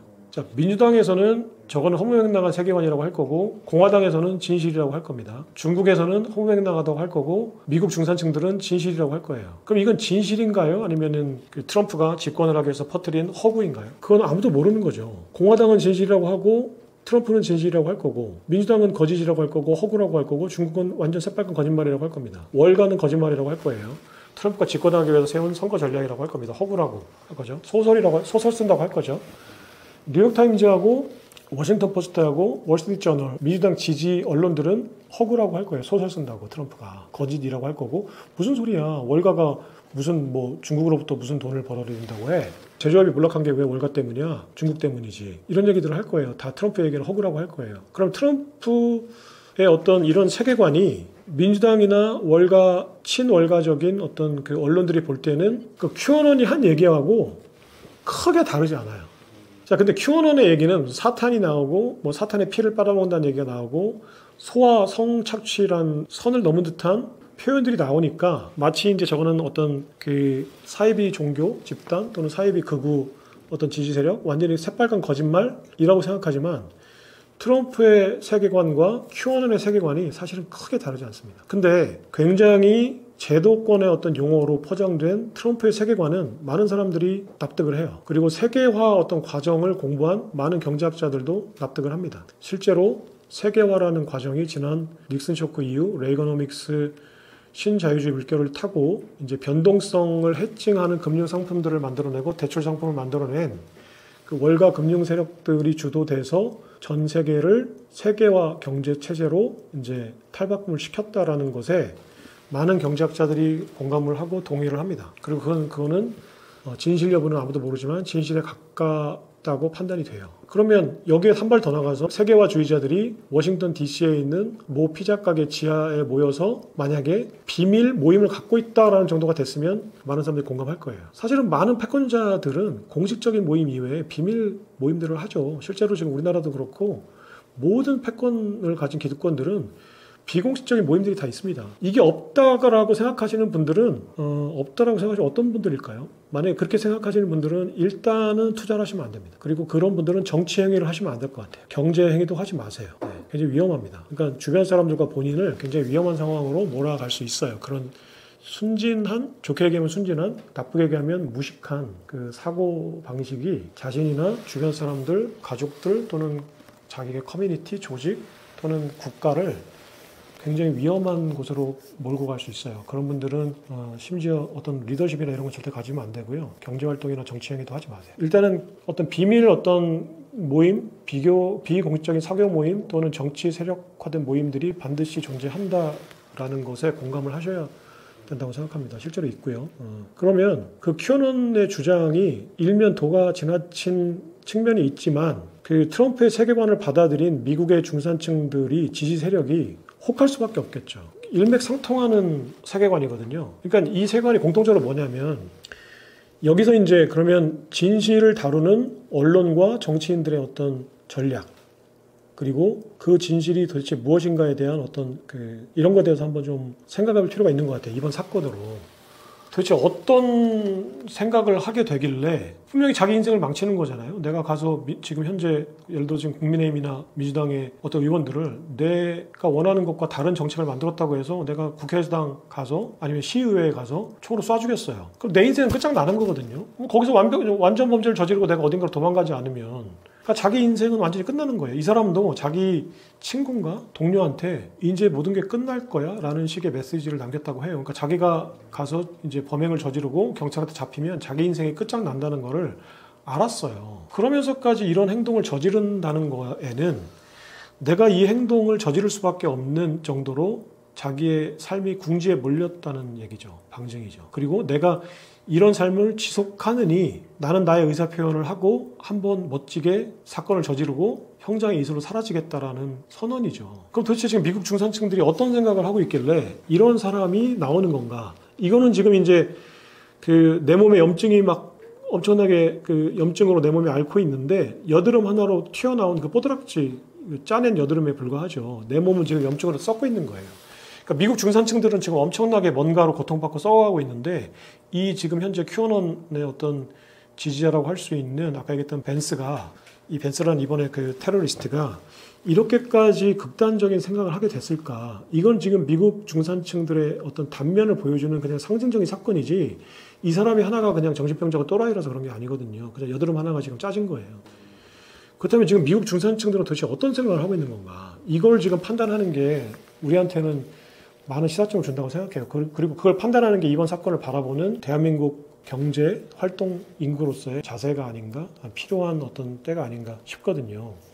그러면은 아까 얘기했지만 그 트럼프의 세계관에 많은 사람들이 공감하는 거는 일단은 내가 고통스럽기 때문이에요. 근데 누군가 내가 고통스럽고 내가 소외됐고 내가 루저라는 어떤 자괴감이 드는데 누군가 나에게 와서 속삭여줘요. 너의 잘못이 아니야. 사실은 체제의 문제야. 이런 얘기를 해줘요. 그러니까 이제 적절한 비유는 아니지만 너의 잘못이 아니야라는 이 말이 얼마나 절실한, 누군가에게 얼마나 절실한가를 극단적으로 보여주는 영화가 누구죠? 미국의 영화가 있어요. 굿윌 헌팅에서 맷 데이먼이 그 아버지한테 학대를 받고 자라면서 이제 완전히 엇나가죠. 근데 천재였거든요. 그러니까 알렉 볼드윈이 아니라 벤 애플렉이라는 친구가 이제 벤 애플렉이 열연했던 친구로 나오죠. 근데 친구는 정말 말 그대로 미국의 백인 중산층 하층민이고 맷 데이먼은 머리는 수학 천재인데 그거를 발휘할 수 있는 기회를 이제 가정환경 때문에 박탈당했죠. 근데 맷 데이먼이 청소부를 하다가 그 대학교의 캠퍼스에 청소부를 하다가 이제 수학 교수가 낸 문제를 모든 학생들이 못 풀었는데 얘가 그냥 식은죽 먹기로 풀어버려요. 그러니까 그 수학 교수가 이제 맷 데이먼의 어떤 은인이 되는 그 교수의 친구였어요. 그래서 이제 그 소개로 알게 되고 여기서 이제 그 수학 교수가 맷 데이먼한테 얘기하죠. 맷 데이먼이 정말 듣고 싶은 얘기를 해줘요. It's not your fault라고 해요. 너의 잘못이 아니야. 그러니까 맷 데이먼이 처음에는 어떤 자존심 때문에 또는 이제 여러 가지 꼬인 게 있으니까 부정을 해요. 나도 알아. 그런 소리 하지 마. 부정하죠. 그러면서 막 뒷걸음질을 쳐요. 근데 이때 그 교수가, 죽은 시간에 나왔던 교수가 계속 끌어안아 주면서 반복해요. 너의 잘못이 아니야. 너의 잘못이 아니야. 근데 이 말이 소외되고 루저로 살던 맷 데이먼이 정말 듣고 싶었던 얘기예요. 그러니까 여기서 이제 눈물을 막 쏟아내요. 그러면서 이제 여기서 마음을 고쳐먹고 이제 그 교수의 어떤 진심을 알게 되고 그 교수의 어떤 계속 이제 친구가 되는 진심 어린 우정으로 맷 데이먼이 이제 사회에 점점 적응해 나가는 이 과정을 그린 영화가 이제 아까 얘기했던 영화인데 그 몰락한 백인 중산층들이 가장 듣고 싶은 말이 너의 잘못이 아니야거든요. 근데 트럼프도 그걸 알고 큐어넌도 그걸 알았던 거예요. 그러니까 지금 몰락한 백인 중산층들에게 너의 잘못이 아니야. 세계화주의자 때문이야. 그들이 악마야. 그들이 세계를 잘못 만들었어. 미국을 몰락시켰어. 그래서 네가 지금 이렇게 살고 있는 거야. 너의 아버지 잘못이 아니야. 너의 아버지도 잘못이 없어. 너의 아버지가 철강에서 잘린 것도 아버지 잘못이 아니야. 아버지는 열심히 일했을 뿐이야. 근데 세계가 지금 이 모양 이 꼴이 된 거야. 그게 다 딥스테이트 때문이야. 민주당 때문이야. 세계화주의자 때문이야. 월가 때문이야. 라고 얘기해 주는 거예요. 눈물이 나죠. 그 진실 여부는 크게 중요하지 않아, 이 사람들한테는. 일단 그 말이 듣고 싶은 거야. 너의 잘못이 아니야. It's not your fault를 듣고 싶은 거예요, 영어로. 네. 이게 글로벌 방송이다 보니까 영어로 하면 미국 사람들도 보겠죠? 그래서 It's not your fault라는 말을 트럼프가 해주고 거기서 한 발 더 나간 얘기를 큐어넌이 해준 것 뿐이에요. 자, 그럼 큐어넌의 사탄의 피해를 나눠먹는 힐러리, 클린턴, 오바마 이게 진실이냐 아니냐는 그 사람들한테 크게 중요하지 않아요. 그냥 사탄의 피를 빨아먹는 이를테면 민주당 사탄들이 지금 우리를 너무 힘들게 하고 있다. 근데 트럼프가 지금 그들을 하나하나 몰아내고 있다. 무찌르고 있다. 그러니까 얼마나 좋아요. 트럼프의 그 세계관에 공감해서 90% 특히 스윙스테이트, 민주당이 탑하셨던 스윙스테이트가 다 트럼프로 돌아서면서 이제 트럼프가 두 번의 집권을 한 건데 그 사람들에게 지금 큐어넌이 얘기해 준 거예요. 트럼프보다 한 발 더 나가서 너의 잘못이 아니야. 넌 우리 편이야. 우리 가족이야. 우리는 한 가족이야. 그러니까 일단은 나의 잘못이 아니다. 어떤 새로운 적을 만들어서 난 아무 잘못이 없다. 내가 루저가 된 거는 내가 무능해서가 아니다. 정치적 위안을 얻죠. 두 번째는 같은 큐어넌 멤버들끼리 어떤 소속감을 가져요. 그러니까 소외된 사람들의 가장 큰 공통점이 내가 속해 있는 어떤 조직이나 소속감이 없는 거잖아요. 그러니까 일단은 내가 내 잘못이 아니니까 정치적 위안을 얻고 또 같은 그 멤버들이 지금 전국에 많이 있다는 어떤 소속감을 갖게 되는 거죠. 그러니까 여러 가지 정신적으로 힐링이 되는 거예요. 그러면 트럼프가 아까 얘기했던 우리가 진실이라고 판단할 수 있는 그 정책들, 그 선거 구호들에 대해서도 민주당은 거짓이라고 하는데 그러면 지금 큐어넌의 주장을 우리는 많은 사람들이 거짓이라고 하죠. 그럼 이게 무슨 의미가 있는 건가? 라는 거예요. 그리고 이렇게 얘기하면 뭐하지만 저는 큐어넌 멤버도 아니고 어떤 사탄의 어떤 그런 종교적인 어떤 성향을 가진 사람도 아니에요. 근데 하나의 우리가 생각해보지 못했던 어떤 가능성을 한번 얘기하고 싶어서 그런 거예요.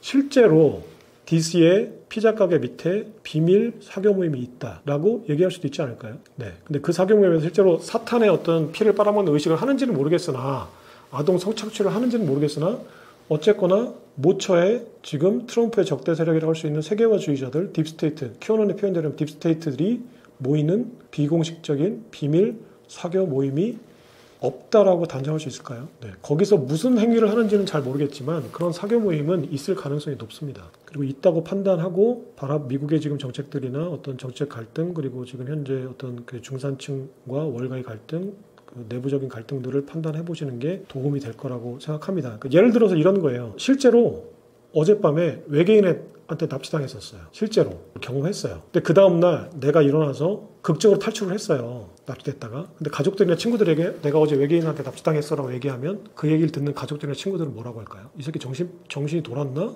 라고 얘기하겠죠. 근데 그게 진실이잖아요. 그런 일이 완전히 100% 없다고 얘기할 수는 없잖아요. 그러니까 예를 들어서 이상한 비유가 될 수도 있지만 우리 대한민국만 해도 한 20년, 30년 전에는 동네 아저씨가 남산으로 끌려갔다가 풀려나고 그랬어요. 그거 아시죠? 남산이라는 거는 쉽게 얘기해서 국정원 안기부를 얘기하는 상징적인 단어였거든요. 남산에 있었으니까. 어느 순간 옆집 아저씨가 남산에 끌려갔다가 병신이 돼 돌아와요. 그리고 캠퍼스에 있는 학생회장을 했던 선배가, 친구가 또는 동생이 갑자기 어딘가로 끌려 들어갔다가 거의 반불구가 돼서 나와요. 그리고 정신도 오락가락해요. 나는 어제 남산에 끌려갔다 왔어 라고 얘기하면 그거를 정부나 당시 정부, 당시는 이제 군부 정부였겠죠. 세력이나 정부에서는 진실이라고 할까요? 거짓이라고 하겠죠. 소설 쓰고 있다. 왜 자기가 어디 가서 술 먹고 낮에 빠져 있다가 교통사고 나놓고 지금 와서 이제 남산 갔다 왔다고 하냐. 뭐 이런 식으로 얘기했을 거예요.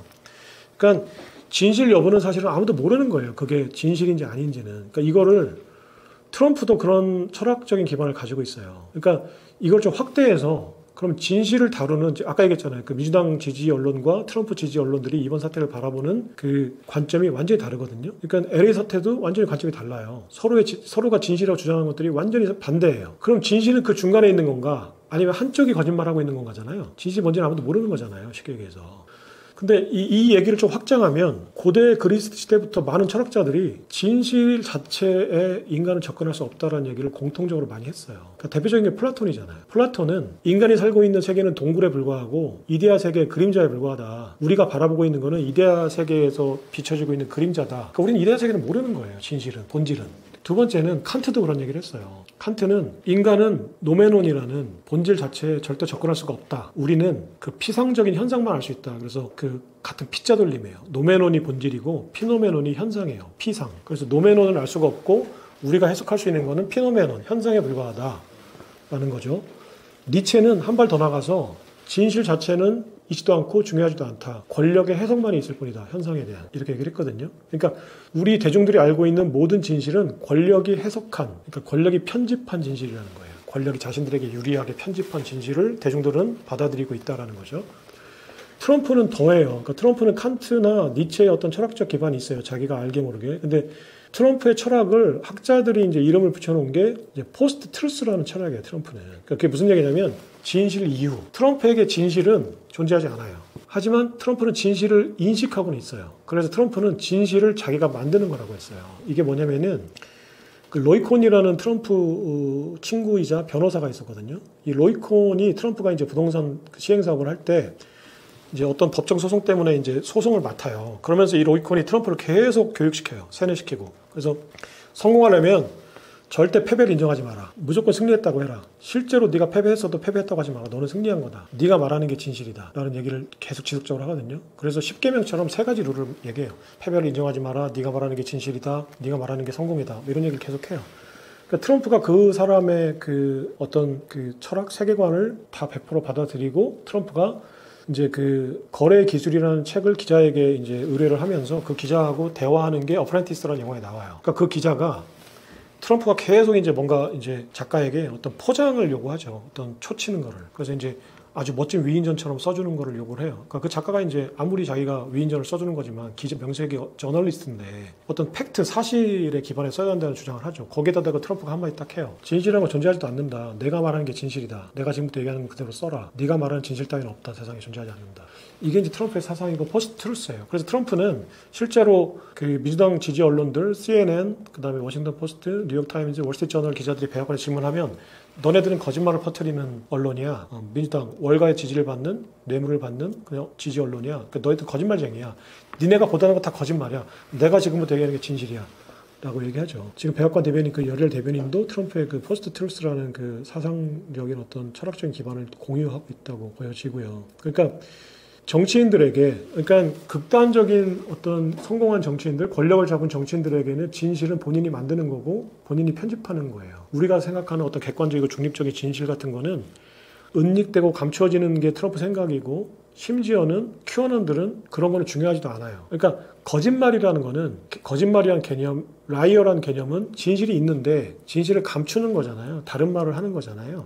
그러니까 진실이라는 거에 대한 개념인식이 있어요. 근데 큐어넌이라는 이 세력은 라이어, 자신들이 말하는 게 라이어다 아니면 진실이다 이런 개념이 없어요. 그냥 자신들이 말하는 거예요. 그냥 이게 굉장히 중요한 차이점이거든요. 진실이 있다는 걸 의식하는데 내가 내 주장이 진실이라고 주장하는 것과 진실 따위는 존재하지도 않는다고 생각하는 것은 굉장히 큰 차이인데, 포스트 트루스까지, 트럼프까지는 제가 보기에는 진실을 인식하고 본인이 진실을 편집한다고 생각을 해요. 내가 말하는 게 진실이다. 내가 말하는 게 진실이라고 믿게끔 하겠다. 내가 진실을 만들겠다라는 생각이 있는 거고요.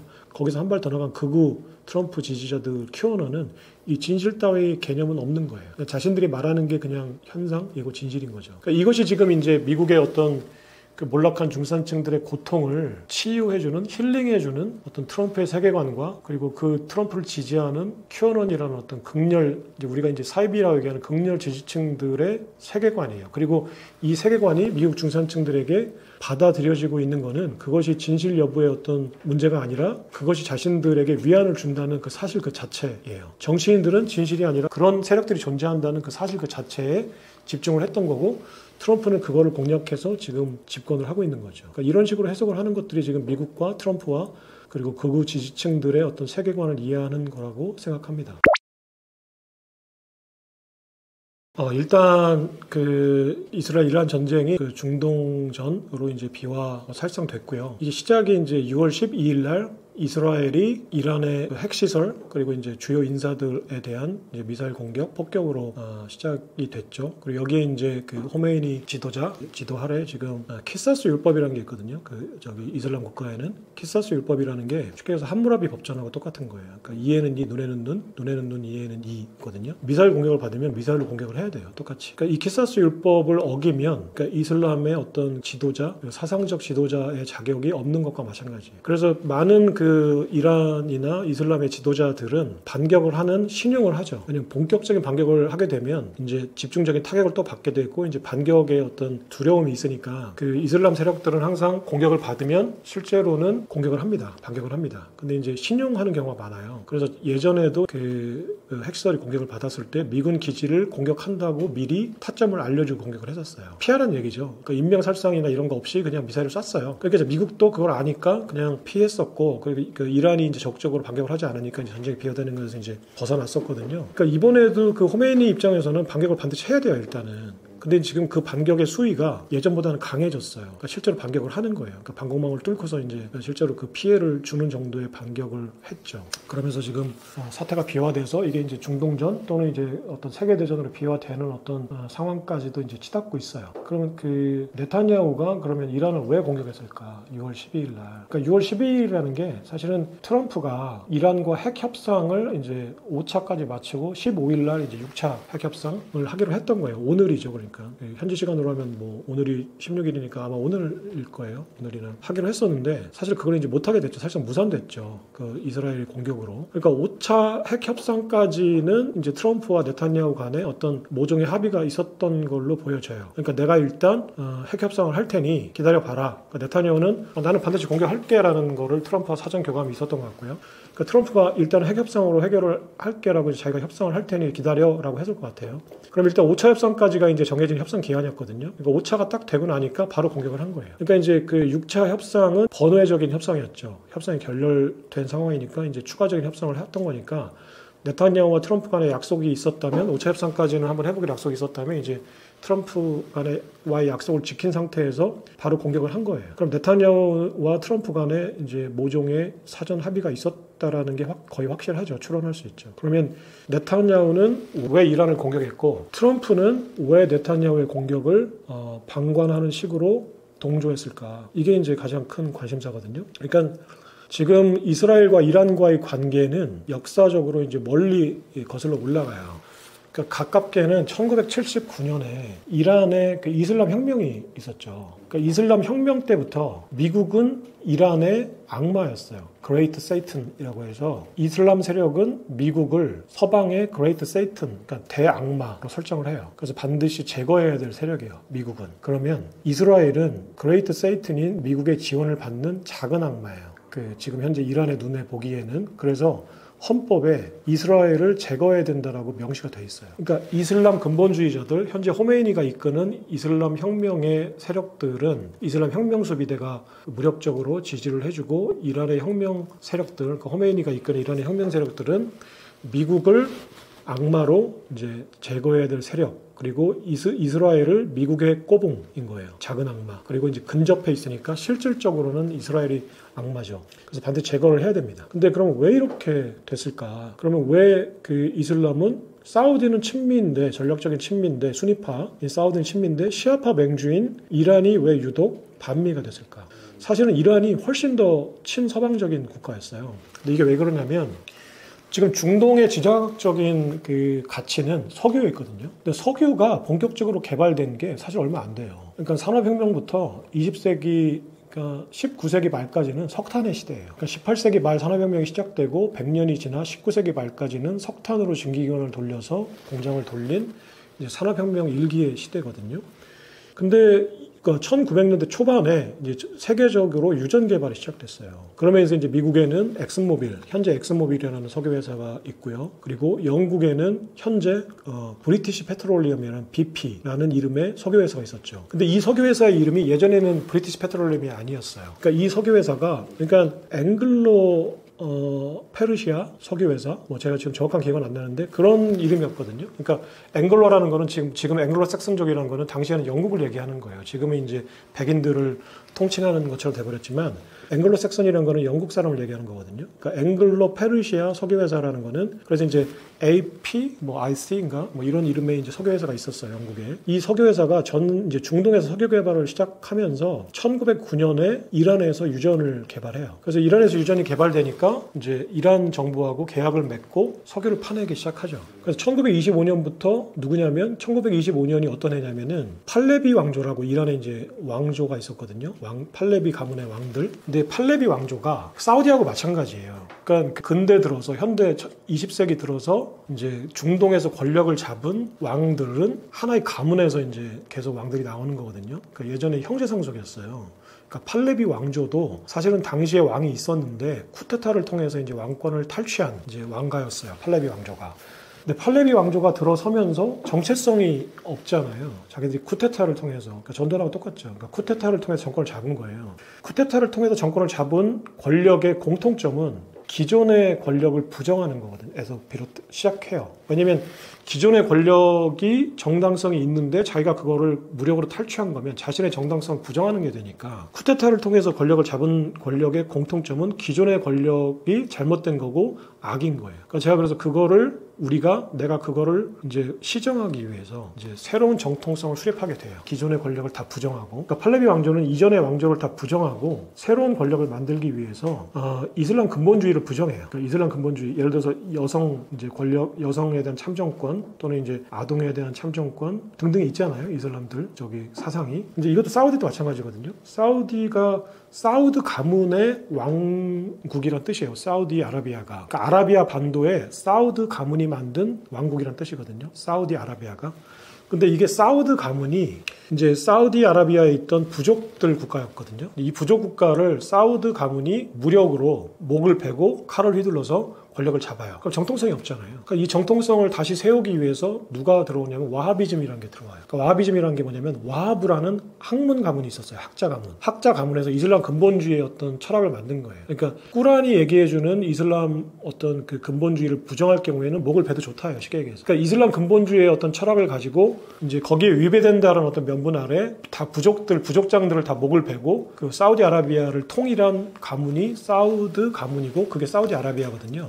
그러니까 이란은 팔레비 가문이 이제 기존의 왕족을 물리치고 이제 쿠데타로 들어와요. 그러면 기존의 이제 이슬람 근본주의를 부정하고 서방 세계와 친해져서 경제 재건을 하려고 해요. 그래서 이제 그러면 석유 자원도 그러면 영국으로 넘기고 해서 이제 불평등 조약을 맺죠. 그래서 이제 당시에 이제 그 브리티시 페트롤리엄이 이란하고 맺은 조약이 상당히 불평등한 조약이었어요. 그러니까 석유 수익에 석유 판매 수출 수익의 16%를 이제 이란 정부에 당시 회계장부를 감사할 수 있는 권한이 없었어요. 그러니까 회계장부를 조작해서 그냥 그 예를 들어 1,000억 달러 벌었는데도 우리 10억 달러 벌었어. 그러니까 그거에 16%를 주면 아무런 할 말이 없었어요.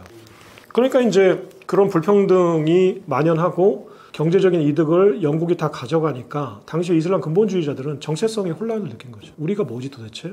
우리는 알라 신의 후손들이고 중동 아라비아 반도의 이제 그 왕족들인데 아니면 국민들인데 우리가 왜 그 서방 세계 날라온 그 영국 사람들한테 그 이란의 모든 자원을 넘기고 우리는 찍소리 못하는 거지? 이게 이제 불만들이 쌓여가니까 이 불만을 등에 업고 1953년에 그 당시에 어떤 총리가 이제 민주적으로 당선이 됩니다. 그 반대 세력들의 지지를 등에 업고 아까 팔레비 왕조 그 반대 세력의 지지를 등에 업고 그 총리가 50년인가 53년에 집권을 하고 나서 이제 다시 이슬람 근본주의로 회귀를 해요. 그래서 모든 석유 자원을 다 국유화를 시켜요. 그러면 이게 이제 BP의 입장에서 볼 때는 자신이 그 이란에 있는 석유 자원을 쭉쭉 빨아먹고 이제 착취를 했는데 그 총리가 하나가 바뀌면서 정권을 잡으면서 이제 불평등 조약이 다시 석유가 국유화되니까 이권을 찾을 수가 없는 거죠. 그러니까 이때 MI6라고 영국의 그 CIA죠. 그 MI6가 CIA한테 도움을 청해요. 저 총리를 몰아내자. 근데 그러면 CIA가 말했을 거 아니에요. 그러면 네가 나한테 뭐 해줄 건데? 우리가 왜 그 니네들의 석유 자원, 석유 패권을 지켜주기 위해서 왜 우리가 공작에 나서야 돼? 그때 이제 그러면 석유 이권을 미국에 나눠줄게. 라는 게 하나였고, 두 번째는 야 니네가 지금 그 이란 지금 총리를 몰아내지 않으면 이란이 공산화될 수 있어. 라는 논리였어요. 그러니까 미국이 개입하게 된 결정적인 계기가 브리티시 페트롤리엄이 독점했던 석유 자원을 나눠줄게. 이권을 나눠줄게. 두 번째는 러시아하고 국경을 맞대고 있는 이란을 니네가 관리하지 않으면 이란이 공산화될 거야. 그러니까 1950년대는 잘 익히 알려져 있듯이 그 메카시즘 광풍이 미국에 불고 있을 때거든요. 그러니까 그 냉전의 시대에 그 러시아의 영향력이 중동으로 뻗친다는 거는 곧바로 동유럽을 지나서 서유럽까지 뻗친다는 얘기예요. 그럼 지금의 나토 이제 세력, 그 북유럽, 그러니까 서유럽의 그 우방 국가들이 이제 그때는 이제 2차 대전을 넘기고 지났을 때니까 이제 나치즘을 벗어나서 러시아의 어떤 전제주의, 공산주의 패권에 지배당할 수 있는 상황이라고 미국은 의식을 한 거예요. 그러니까 그때 MI6가 공작을 폈던 게 CIA한테 당시에 그 총리는 사실은 반공주의자였어요. 미국도 CIA도 그걸 알았죠. 근데 이제 그 러시아 국경하고 접해 있고 러시아가 계속 이란을 상대로 공작을 펴고 있다. 그래서 공산화 될 수 있다. 라는 레드 컴플렉스를 가지고 자극을 한 거예요. 그러니까 CIA가 영국의 설득이 이제 개연성이 있다고 판단하고 뭐 가장 큰 거는 사실 이제 석유 이권을 나눠주는 거였죠. 그래서 이제 그 MI6와 CIA가 공작을 해요. 그래서 총리를 몰아내고 팔레비 왕조를 복권시켜요. 그래서 이제 그 다음부터 팔레비 왕조는 이란 사람들에게 그 미국의 이제 쉽게 말하면 끈앞풀인 거예요. 그러고 나서 이제 팔레비 왕조가 복권된 다음에 친미 국가로 이제 다시 이제 작용을 하죠. 그래서 미국한테 모든 석유 이권, 영국한테 모든 석유 이권을 다 뺏기는 거죠. 팔레비 왕조는 대신에 미국으로부터 이제 안보 정권 유지의 어떤 협조를 받은 거죠.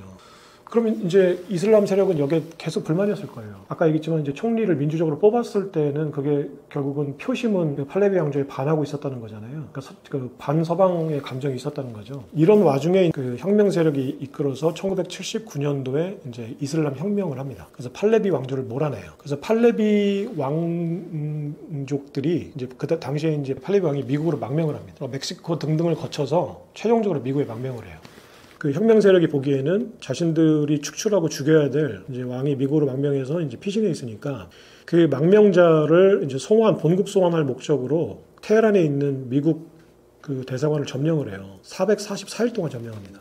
근데 이 사건이 이제 결정적으로 이란을 반미 국가로 만든 사건이고 미국이 이란을 결정적으로 적성 국가로 인식하게 된 사건인 거예요. 그 혁명 세력이 지금까지 이제 이란을 이끌고 있는 거거든요. 그러니까 미국의 입장에서 볼 때는 원래 친미 국가였던 이란이 이슬람 혁명이란 걸 계기로 혁명 세력이 이슬람 근본주의자들이 시아파 근본주의자들이 지금 이슬람 지도자가 되면서 사실 정치적인 리더는 대통령이 있죠, 이란도. 하지만 뒤에서 허메인이라는 종교 지도자가 사실은 권력을 휘두르는 거고 정치 지도자, 그러니까 대통령은 사실 플록스의 대리인에 불과하죠. 그러니까 허메인이가 사실상 이제 혁명 지도자로서 지금 이란을 이끌고 있는 거죠. 그러니까 미국의 입장에서 볼 때 이란, 북한, 이라크는 악의 축이었던 거예요. 왜냐하면 원래는 친서방 국가였는데 이란이 자신들을 악의 축으로 지목을 한 거예요. 먼저 그레이트 세이튼, 악마로.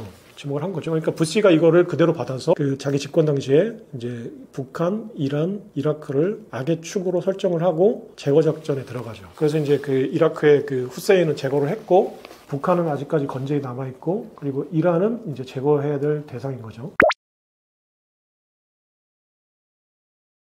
지금 일론 머스크, 그 트럼프의 완벽한 지지자였던 일론 머스크와 트럼프가 대판 그 SNS를 통해서 썰전을 벌이고 어정쩡한 지금 화해를 이룬 상황이죠. 그러니까 싸움부터 화해까지 그리고 이제 그 전에 그 일론 머스크가 왜 트럼프를 지지했나부터 시작해서 트럼프와 일론 머스크 간의 브로맨스, 남자들 간의 우정에 걸친 스토리를 한번 제가 아는 범위 내에서 해설을 한번 해보겠습니다. 굉장히 재미있고 드라마틱한 얘기가 될 거예요. 왜냐면은 제가 트럼프의 그 비트코인의 시대라는 책을 쓰기 1년 전에 작년에 3월인가 사실은 2023년 11월부터 시작해서 이제 수개월간 준비를 거쳐서 작년 2024년 3월에 비트코인의 미래, 달러 패권 트럼프와 머스크가 설계하는 비트코인의 미래라는 책을 먼저 출간했었어요.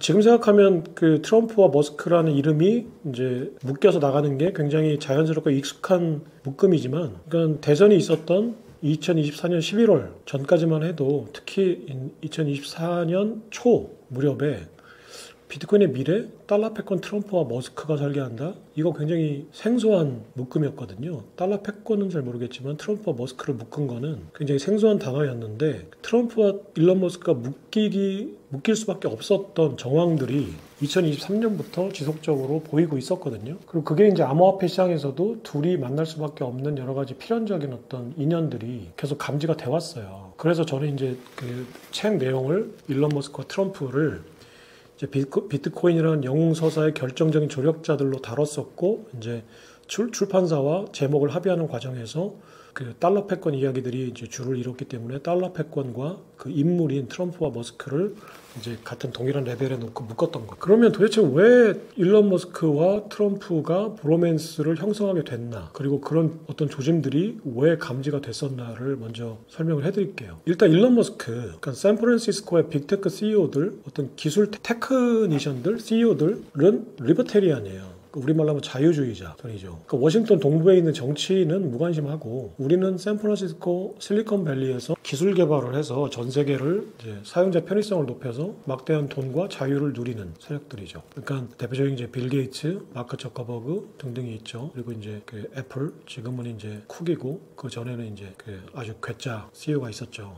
이런 사람들이 공통적으로 그동안 자유주의자들의 계열에 속했고 그 이념과 일맥상통하는 연장선상에서 이들이 어떤 정치 세력화하지는 않았지만 이념적으로 민주당 선호의 어떤 경향을 보였었죠. 일론 머스크도 마찬가지예요. 그러니까 일론 머스크는 아예 그냥 대놓고 트럼프를 또라이라고 비판했었고 자기가 더 또라이면서 트럼프를 또라이라고 아예 그냥 SNS에 비판을 했었어요. 그리고 자기는 두 번의 대선에서 민주당을 찍었다고, 그 힐러리와 바이든을 찍은 거죠. 찍었다고 얘기까지 했어요. 그러니까 트럼프하고는 아예 앙숙이죠. 적이죠. 트럼프도 인간인데 뭐 그 얘기를 듣고 기분이 좋았겠어요. 아무리 정치인이고 많은 비판과 어떤 그 비난들을 이제 감내하는 그 무감각한 어떤 그 인물이라고 해도 실제로 그렇지 않겠죠. 자기를 싫다고 대놓고 얘기하는, 더군다나 영향력 있는, 테크계에서 영향력 있는 어떤 세계에서 제일 부자라고 하는 일론 머스크가 트럼프는 또라이고 나는 민주당을 지지했었다라고 얘기하는데 좋지 않죠. 그러니까 당연히 트럼프도 일론 머스크를 비난했었을 거고, 특히나 트럼프는 또 에너지 면에 있어서도 트럼프처럼 일론 머스크처럼 어떤 태양광이나 친환경 재생에너지보다 신재생 에너지보다는 그 석유나 석탄을 더 떼야 된다고 하고 파리 기후협약 탈퇴까지 했던, 그것도 사실은 그 세계화주의자들의 어떤 연장선상에 있는 이제 정책들이지만 어쨌거나 그 표면적으로는 일론 머스크하고 여러 가지 면에서 부딪혔습니다. 근데 이런 일론 머스크가 2024년 4월인가 3월 봄에 트럼프를 만나요.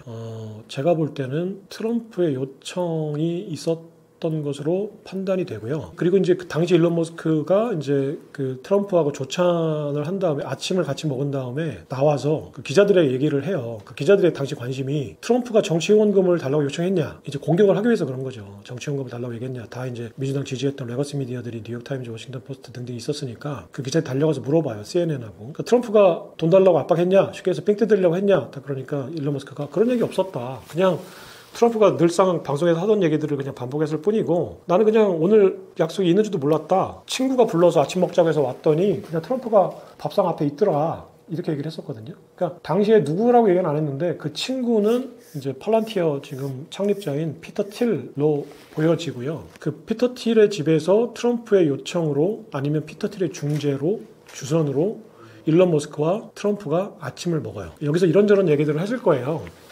트럼프는 당연히 이제 정치 자금 얘기를 했을 거고 일론 머스크는 부정했지만 일론 머스크는 만약에 내가 정치 자금을 후원해주면 이러이러한 규제 풀어줘. 내가 테슬라 사업하는데 스페이스X 사업하는데 그리고 뉴럴링크 사업하는데 지금 민주당의 이런 규제들이 걸림돌이 되고 EU의 이런 규제들이 걸림돌이 되니까 트럼프 네가 대통령이 되면 저돌적으로 이런 규제들 좀 풀어줘 이런 얘기 했을 거예요. 당시에는 전면 부정했었어요. 일론 머스크가. 나는 모임도 몰랐고 그냥 와서 그냥 친구가 만나러 왔더니 트럼프가 있었어? 뭐 그렇다고 해서 그러면 밥 먹기 싫다고 밥상을 때려 엎을 거냐. 그런 거 아니지 않냐. 그냥 같이 밥을 먹었을 뿐이다. 이런 식으로 이제 축소해서 얘기를 했었죠. 이랬던 일론 머스크가 그 2024년 7월에 트럼프가 필라델피아 유세에서 총격 사건, 암살 미수 사건을 겪죠. 그리고 이제 파이트를 3번 외치고 나서 바이든을 이제 여론조사에서 바이든을 압승하는 걸로 나오죠. 그러니까 완전히 승기를 굳힌 거죠.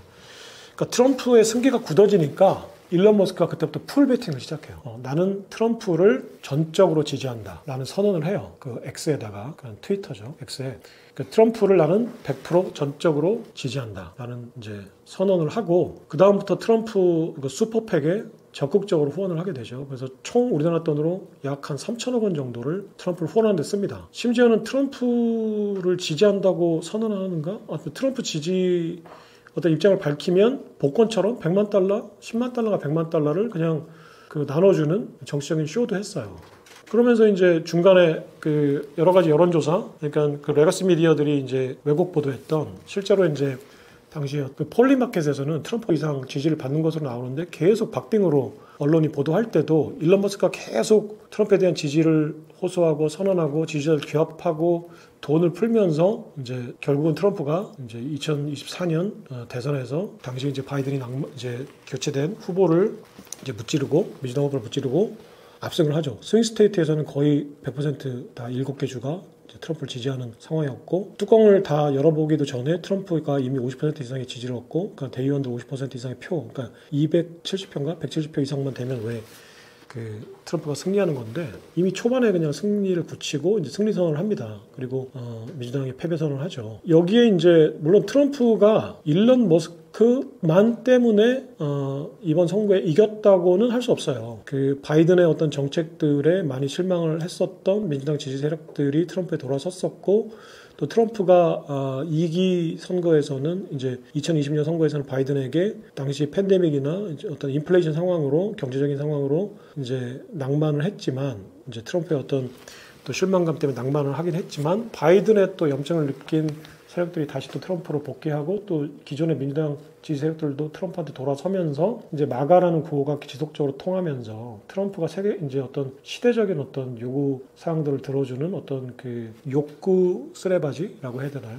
지금 어떤 이런 중산층, 몰락한 중산층 하층민들의 어떤 이런 울분 이런 거에 대한 어떤 쓰레바지 역할을 해주면서 힐링 역할을 해주면서 사실은 지지를 얻었을 테니까 승리는 했었겠지만 그 일론 머스크의 어떤 그 열성적인 지지와 그리고 그 막대한 돈이 큰 역할을 했던 것만은 부인할 수 없는 사실이죠. 그러면 일론 머스크는 왜 트럼프에게 손을 내밀었나? 반대로 트럼프는 왜 일론 머스크에게 손을 내밀었나? 이게 굉장히 중요한 세계사적인 사건이에요. 근데 이건 비단 단순히 샌프란시스코에서 테슬라 사업을 하고 있었던 전기차 사업을 하고 있었던 일론 머스크가 자율주행차 또는 스페이스X의 어떤 나사의 협력업체로서의 어떤 지위, 그 다음에 테슬라 자율주행차의 어떤 인허가를 위한 행보로 트럼프를 지지했다라고 보기에는 조금 부족한 면이 있죠. 그런 것들도 강력한 영향을 미쳤겠지만, 그리고 일단 일론 머스크가 트럼프에게 손을 내민 건 첫 번째는 민주당과 EU의 규제 때문이에요. 자, 그 기술 패권을 잃은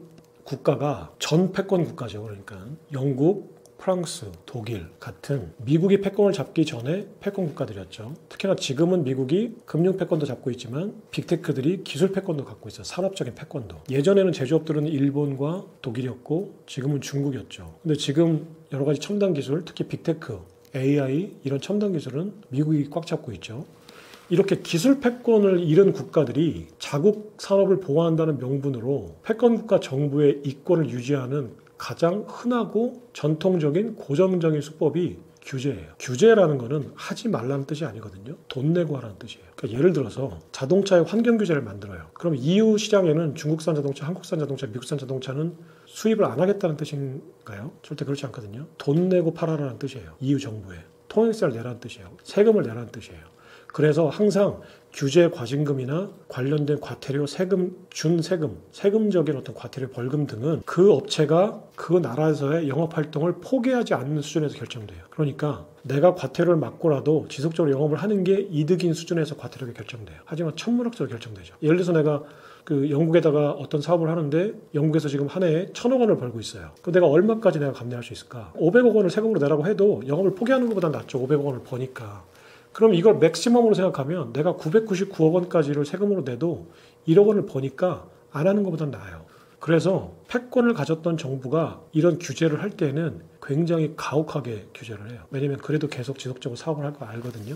그래서 그걸 계산해내는 방법, 미적분을 다 알고 있어요. 방정식을. 대표적인 게 영국, 프랑스, 독일이에요. 그 EU 국가들이 이 빅테크들 상대로 그러니까 개인 신분 인증, 그다음에 사생활 보호, 그리고 독점 방지, 여러 가지 자국 산업 보호나 소비자 보호를 명분으로 삥을 뜯죠. 대표적으로 구글이나 테슬라가 삥을 많이 뜯겼어요. 일론 머스크랑 구글의 CEO는 EU 집행위원회가 너무 싫죠. EU 규제기관이. 맨날 가서 우리가 사업하고 나면 그 이익의 막대한 부분을 EU가 뜯어가요. 이란하고 마찬가지예요. 석유는 이란 석유인데 수익을 다 가져가요. 이란 정부한테는 16% 준다고 하면서 회계장부도 조작해가지고 전혀 주지 않아요. 빅테크가 볼 때는 지금 이스라엘 혁명 세력과 똑같아요. 유럽에다가 지금 테슬라 자동차 팔고 아이폰 팔고 구글 서비스 하는데 맨날 삥을 뜯어가요. 그러니까 법정에 세우고 맨날 뚫겨 패고 모욕 주고 삥도 뜯어가요. 그러면서 영업은 계속 하라고 해요. 그러니까 미치겠는 거죠. 그러면 내가 밖에 나가서 깡패한테 얻어 터지고 집에 오면 아버지가 이 새끼가 지금 어디 가서 얻어 터지고 온 거야? 그러면 내 자식이 얻어 터지고 오면 잘잘못을 떠나서 몽둥이 들고 달려나가야죠. 어떤 새끼가 내 새끼 팼냐고. 내 새끼가 잘못했다고 하더라도 일단은 몽둥이 들고 달려나가서 깡패를 잡아서 패는 게 자식이 바라는 아버지잖아요. 그럼 일론 머스크나 뭐 쿡이나 뭐 순다르 피차인가요? 지금 구글 아무튼 지금 바뀌었겠죠. 근데 구글 CEO나 애플 CEO나 지금 아마존 CEO나 일론 머스크는 EU 규제기관한테도 터지고 중국에서도 이것저것 여러 가지 삥 뜯기고 귀국해가지고 공항에 귀국해서 아버지한테 얘기해요. 아버지 나 삥 뜯기고 왔어요. 억울해요. 딱 그러면 이 새끼 어떤 새끼가 삥 뜯었어? 어떤 새끼야? 그래서 달려나가야 되는데 바이든이 한 대 더 때려요. 네가 도대체 나가서 어떤 짓거리를 했길래 네가 삥을 뜯기고 어디 터지고 들어와. 그래놓고 민주당 정부도 여러 가지로 삥을 뜯어요. 노조가 있어야 된다고 보조금 안 주고 보조금 안 준다고 뭐라고 하니까 또 이 새끼가 달나라 간다는 꿈이나 꾸고 있고. 그러니까 바이든이 뭐라고 했냐면 일론 머스크가 그 화성이나 달나라 간다고 했잖아요. 그러니까 일론 머스크 대표적인 전기차 업체한테는 보조금을 안 주고 노조가 없다는 명분으로 GM이나 포드한테 보조금을 줬죠. 그러니까 일론 머스크가 바이든이 집권한 다음에 미국 경제가 더 어려워졌다라고 얘기를 해요. 바이든의 영린을 건드린 거죠. 당시에 바이든이 지지가 떨어지니까 자기는 그래도 트럼프 때보다는 우리가 잘 살게 됐다. 경제적인 어떤 지표들을 가지고 지지 세력을 끌어모으려고 했는데 갑자기 일론 머스크가 나와가지고 미국 경제가 더 어려워졌다 지금. 숫자가 다가 아니다. 지금 실생활을 잘 봐라. 그 트럼프 때 그 팬데믹 때문에 기저효과가 있으니까 지금 숫자가 좋아진 거지 실생활은 더 안 좋아졌다라고 막 얘기를 해요. 그러니까 바이든이 중간선거를 앞두고 미치겠는 거죠. 그러니까는 너는 달나라가는 꿈이나 꿔라. 그러니까 행운을 빌겠다. 이 또라이야. 이 몽상가야. 그랬어요. 실제로 기자회견에서. 그때 일론 머스크가 달나라인가 화성을 가는 뭐 프로젝트를 발표하니까 드림 투 더 문 어쩌고저쩌고 하면서 달나라 가는 꿈이나 계속 꿔. 행운을 빌게. 잘 되길 바래. 헛소리 하지 마라. 뭐 사실 그거였죠. 그러면서 사실 바이든 정부와 사이가 굉장히 안 좋아졌어요. 근데 지금 자율주행차 테슬라가 하는 모든 사업은 인허가 사업이에요. 그러니까 그 FDX 같은 어떤 사업도 인허가 사업이고 스페이스X도 발사체나 이런 것들도 나사에 어떤 공급을 해줘야 되니까 정부가 낙점을 해줘야 되는 사업이고 인허가 사업이죠. 뉴럴링크도 다 마찬가지예요. AI도 그렇고 다 인허가 사업이죠. 왜냐하면 어떤 인류의 어떤 위협이 된다라고 또 안전에 위협이 된다라는 명분 아래 전부 다 규제 산업이죠. 그러니까 민주당은 여기에 굉장히 규제 프레임을 씌우고 이제 그 바깥에서 의도 터지고 들어온 자식을 네가 얼마나 찌질하게 굴었으면 의도 터지고 오냐고 더 때리는 게 민주당이었어요. 그러니까 일론 머스크 눈에는 지금 정부하고 EU 규제기관, 중국들은 다 자신들한테 삥 뜯는 규제기관에 다 이런저런 명분을 씌워가지고 다 돈을 뜯어가요. 네, 불만이죠. 도대체 해준 게 뭐 있길래. 기가프레스 모든 걸 다 자기 혁신을 이뤄가지고 미국도 잘 살게 해주고 미국의 자산시장도 자기 때문에 좋아지는 것 같고 미국의 많은 근로자들이 고용을 많이 해가지고 지금 돈을 벌고 있고 다 자기는 미국에 좋은 일만 하고 있는데 미국 정부, EU 정부가 다 삑만 뜯어가고 중국에서도 이것저것 못 살게 하고 자기가 중국 사업 잘해야 되고 하는데 오히려 시진핑이 자기한테 잘해주는 것 같고 그러니까 지금 얘기한 EU 규제기관 그다음에 민주당 그리고 그 민주당 뒤에서 규제 프레임을 자꾸 만들고 있는 월가 이건 좀 이따 얘기를 해드릴게요. 왜 월가가 그러면 일론 머스크의 눈에 그 적으로 보였나. EU와 마찬가지로 월가는 굉장히 강력한 일론 머스크의 적이에요. 자 이런 규제들이 자꾸 자기한테 삥을 뜯어가니까 누군가 강력하게 내가 얻어 터지고 들어오면 내 잘잘못을 따지지 않고 나가서 총칼 들고 나가서 그 깡패를 무찌를 수 있는 아버지가 필요했던 거예요. 그러니까 옛날에 김승현 회장이 아들이 룸사롱에서 얻어 터지고 들어오니까 황금으로 된 총을 들고 와가지고 그 룸사롱 그 매니저를 위협했잖아요. 그 사건이 대서특필 됐었죠. 이게 많은 그 선량한 시민들이 볼 때는 뭐 저게 말이 되나 재벌이라고 해서 누구를 총으로 위협할 수 있나 이런 생각도 했겠지만 많은 아들 입장에서 그걸 보면은 그만한 아버지가 없었던 걸로 저는 기억해요. 내가 얻어 터지고 왔는데 그 밑에 그 장남이 차남인지 누가 술 먹다가 무슨 짓을 했길래 어쨌거나 그 룸사롱 매니저한테 이제 당했잖아요. 이거를 아들의 잘못은 두 번째고 내 새끼를 누가 위협하니까 총을 들고 가서 죽이겠다고 하는 게 김승현 회장인데 아들의 입장에서 보면은 최고의 아버지죠. 그게 어떻게 인식될지는 모르겠지만 어쨌거나 아들 입장에서 볼 때 최고의 아버지죠. 그런 아버지를 누구나 바라죠.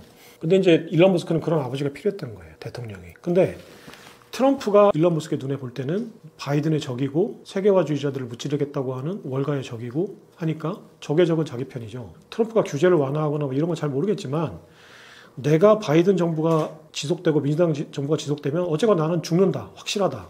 바이든 정부는 나를 분명히 죽일 거야. 민주당은 나를 분명히 죽일 거야. 확실해. 그렇다면 트럼프가 자기를 살려줄지는 모르겠지만 일단 똥은 피하고 봐야겠죠. 도끼는 피하고 봐야죠. 총알은 피하고 봐야죠. 그러니까 트럼프를 지지할 수밖에 없는 상황으로 계속 민주당이나 EU 규제기관, 중국이 계속 일론 머스크를 몰아가고 있었어요. 이게 일론 머스크로 대변되는 빅테크들의 현주소예요. EU 규제기관 그리고 민주당이 계속 규제로 지금 빅테크들을 압박하고 있다. 그래서 실리콘밸리의 자유주의자들이 이 규제의 벽을 뚫고 가려면 내가 규제를 하는 반규제법을 만들어야 되잖아요. 규제를 한 법은 그냥 자동 폐기될 리가 없잖아요. 그거를 개정하거나 폐기시킬 수 있는 대체 법안들, 반규제 법안을 만들어야 돼요. 그러니까 어떤 법이 나를 규제할 때는 그 법을 무력화시키려면 반대 법을 만들어야 되니까 그럼 결국은 법을 만드는 입법자들을 찾아가서 로비를 해야 되거든요. 그러니까 결국은 미국 국회에서도 달려가야 돼요. 그러면 민주당이 규제를 하니까 공화당 의원들을 구워 삶아야죠. 로비를 해야죠. 그리고 공화당의 대선 후보인 트럼프를 찾아가야죠. 구워 삶아야죠. 그래서 트럼프 슈퍼팩에 많은 돈을 기부해야죠. 선심을 보여줘야죠. 내가 돈을 쓰고 나중에 원하는 게 뭐야? 그러면 이제 원하는 걸 얘기하겠죠. 이게 피터 틸이 1916년 1기 때부터 경제자문위원으로 계속 이제 트럼프 내각에서 활동을 했었고요. 이 피터 틸의 페이팔 마피아 사단에 피터 틸과의 개인적인 사이가 그렇게 좋지는 않지만 일론 머스크도 페이팔 마피아의 일원으로 간주가 되고 실제로 페이팔 마피아로 활동하고 있어요. 피터 틸이라는. 피터 틸이 누구냐면 팔란티아 창립자이자 예전에 페이팔이라는 그 지불 시스템, 지불 앱 지금도 있죠. 지금은 스테이블 코인까지 발행을 하고 있어요. 페이팔의 창립자예요. 당시에 일론 머스크는 엑스닷컴이라는 그 지불 앱을 운영을 하고 있었고 그러니까 같은 건물인가 인접한 건물에서 두 스타트업이 경쟁을 하고 있었어요. 근데 피터 틸의 철학도 경쟁은 바보짓이다. 일론 머스크의 철학도 독점이 가장 좋은 거다라고 생각해요. 그러니까 둘이 피터지게 경쟁하는 건 서로에게 자기가 바보짓하고 있다는 걸 서로 알고 있었던 테크 천재들이었어요. 그러니까 피터 틸은 자기가 쓴 제로 투 원이라는 책에 경쟁은 바보짓이라고 아예 써놨어요. 이게 이제 그 스탠포드에 있었던 스승, 그 철학자가 있는데 프랑스 출신의 철학자가 경쟁이 왜 안 좋은가에 대해서 철학적으로 이제 이론을 만들어서 수업을 했는데 피터 틸이 여기에서 감명을 받았어요. 그러니까 왜 경쟁이 안 좋은 거냐라는 거는 인간에게는 그 미러링 본능이 있어요. 모방 본능. 그러니까 경쟁은 이 모방 본능 때문에 생기는 거예요. 내가 누군가가 지불앱을 하고 있으면 저게 돈이 된다는 걸 아니까 나도 그걸 모방해서 경쟁을 하게 돼요. 그럼 이 경쟁은 불필요한 출혈 경쟁, 전쟁을 유발해요. 왜냐면 누군가가 나하고 비슷한 사업을 하면 경쟁을 하게 되고 그 경쟁의 말미에는 결국 전쟁을 하고 갈등을 유발하는 거거든요. 그 세상의 모든 갈등은 이 모방 심리 때문에 벌어지는 거예요. 전쟁도 벌어지고. 그래서 누구를 모방하려고 하지 마라. 너만의 색깔을 찾고 너만의 길을 찾아라. 그것이 결국은 경영으로 따지면 경쟁하지 말고 독점하라는 얘기거든요. 그러니까 피터 틸의 스승의 눈에는, 그 프랑스 철학가의 눈에는 모방이 경쟁을 유발하고 경쟁이 인간사회의 갈등, 모든 갈등을 유발하는 거예요. 그러니까 자기만의 길, 결국은 독점해라. 너만의 노선을 찾아가라는데 피터 틸은 경영에서 그거를 경쟁하지 말고 독점하라라는 뜻으로 해석을 한 거죠. 그래서 제로 투 원에는 경쟁은 바보고 독점이 최선이다라고 나옵니다. 그러니까 우리가 지금 알고 있는 거하고는 반대죠. 그러니까 애덤 스미스는 경쟁을 통해서 이제 시장에서 어떤 보이지 않는 손이 최대의 어떤 GDP를 생산해낸다고 봤으니까, 그러면 우리가 알고 있는 기본적인 경제 상식하고는 반대죠. 그리고 실제로는 사용자 입장에서, 그러니까 기업 입장에서 경쟁이, 그러니까 독점이 좋은 거지, 사용자 입장에서는 그러지 않을 수도 있어요.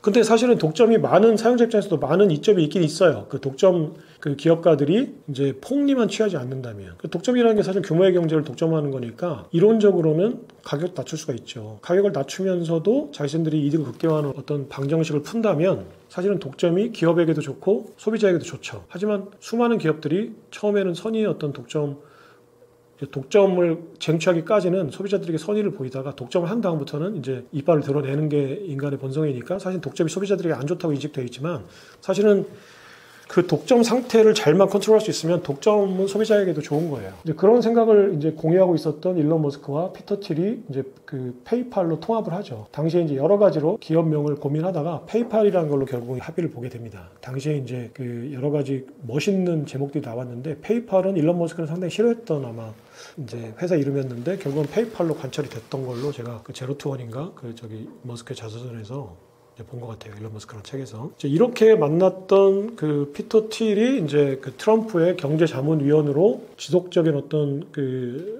자리를 유지하고 있을 때 일론 머스크의 이런 어떤 상황을 피터 틸이 이제 읽고, 피터 틸은 이제 팔란티어라는 독점 기업을 운영하고 있었죠. 페이팔의 지분을 다 팔고 팔란티어를 창립해서 이제 팔란티어를 계속 운영하고 있어서 팔란티어의 지분도 아마 지금 상당히 매각한 걸로 알고 있는데 정확한 건 모르겠어요. 근데 그런 상황에서 일론 머스크 친구인 일론 머스크가, 적이자 친구인 일론 머스크가 그런 어려움을 겪고 있다는 걸 봤어요. 그러니까 당시 트럼프는 어떤 상황이었냐? 트럼프는 일기 때부터 계속 세계화주의를 무찌르겠다고 중국과 관세전쟁을 벌였죠. 무역전쟁을. 그게 월가, 민주당에게는 굉장히 큰 독이에요. 특히 월가한테는.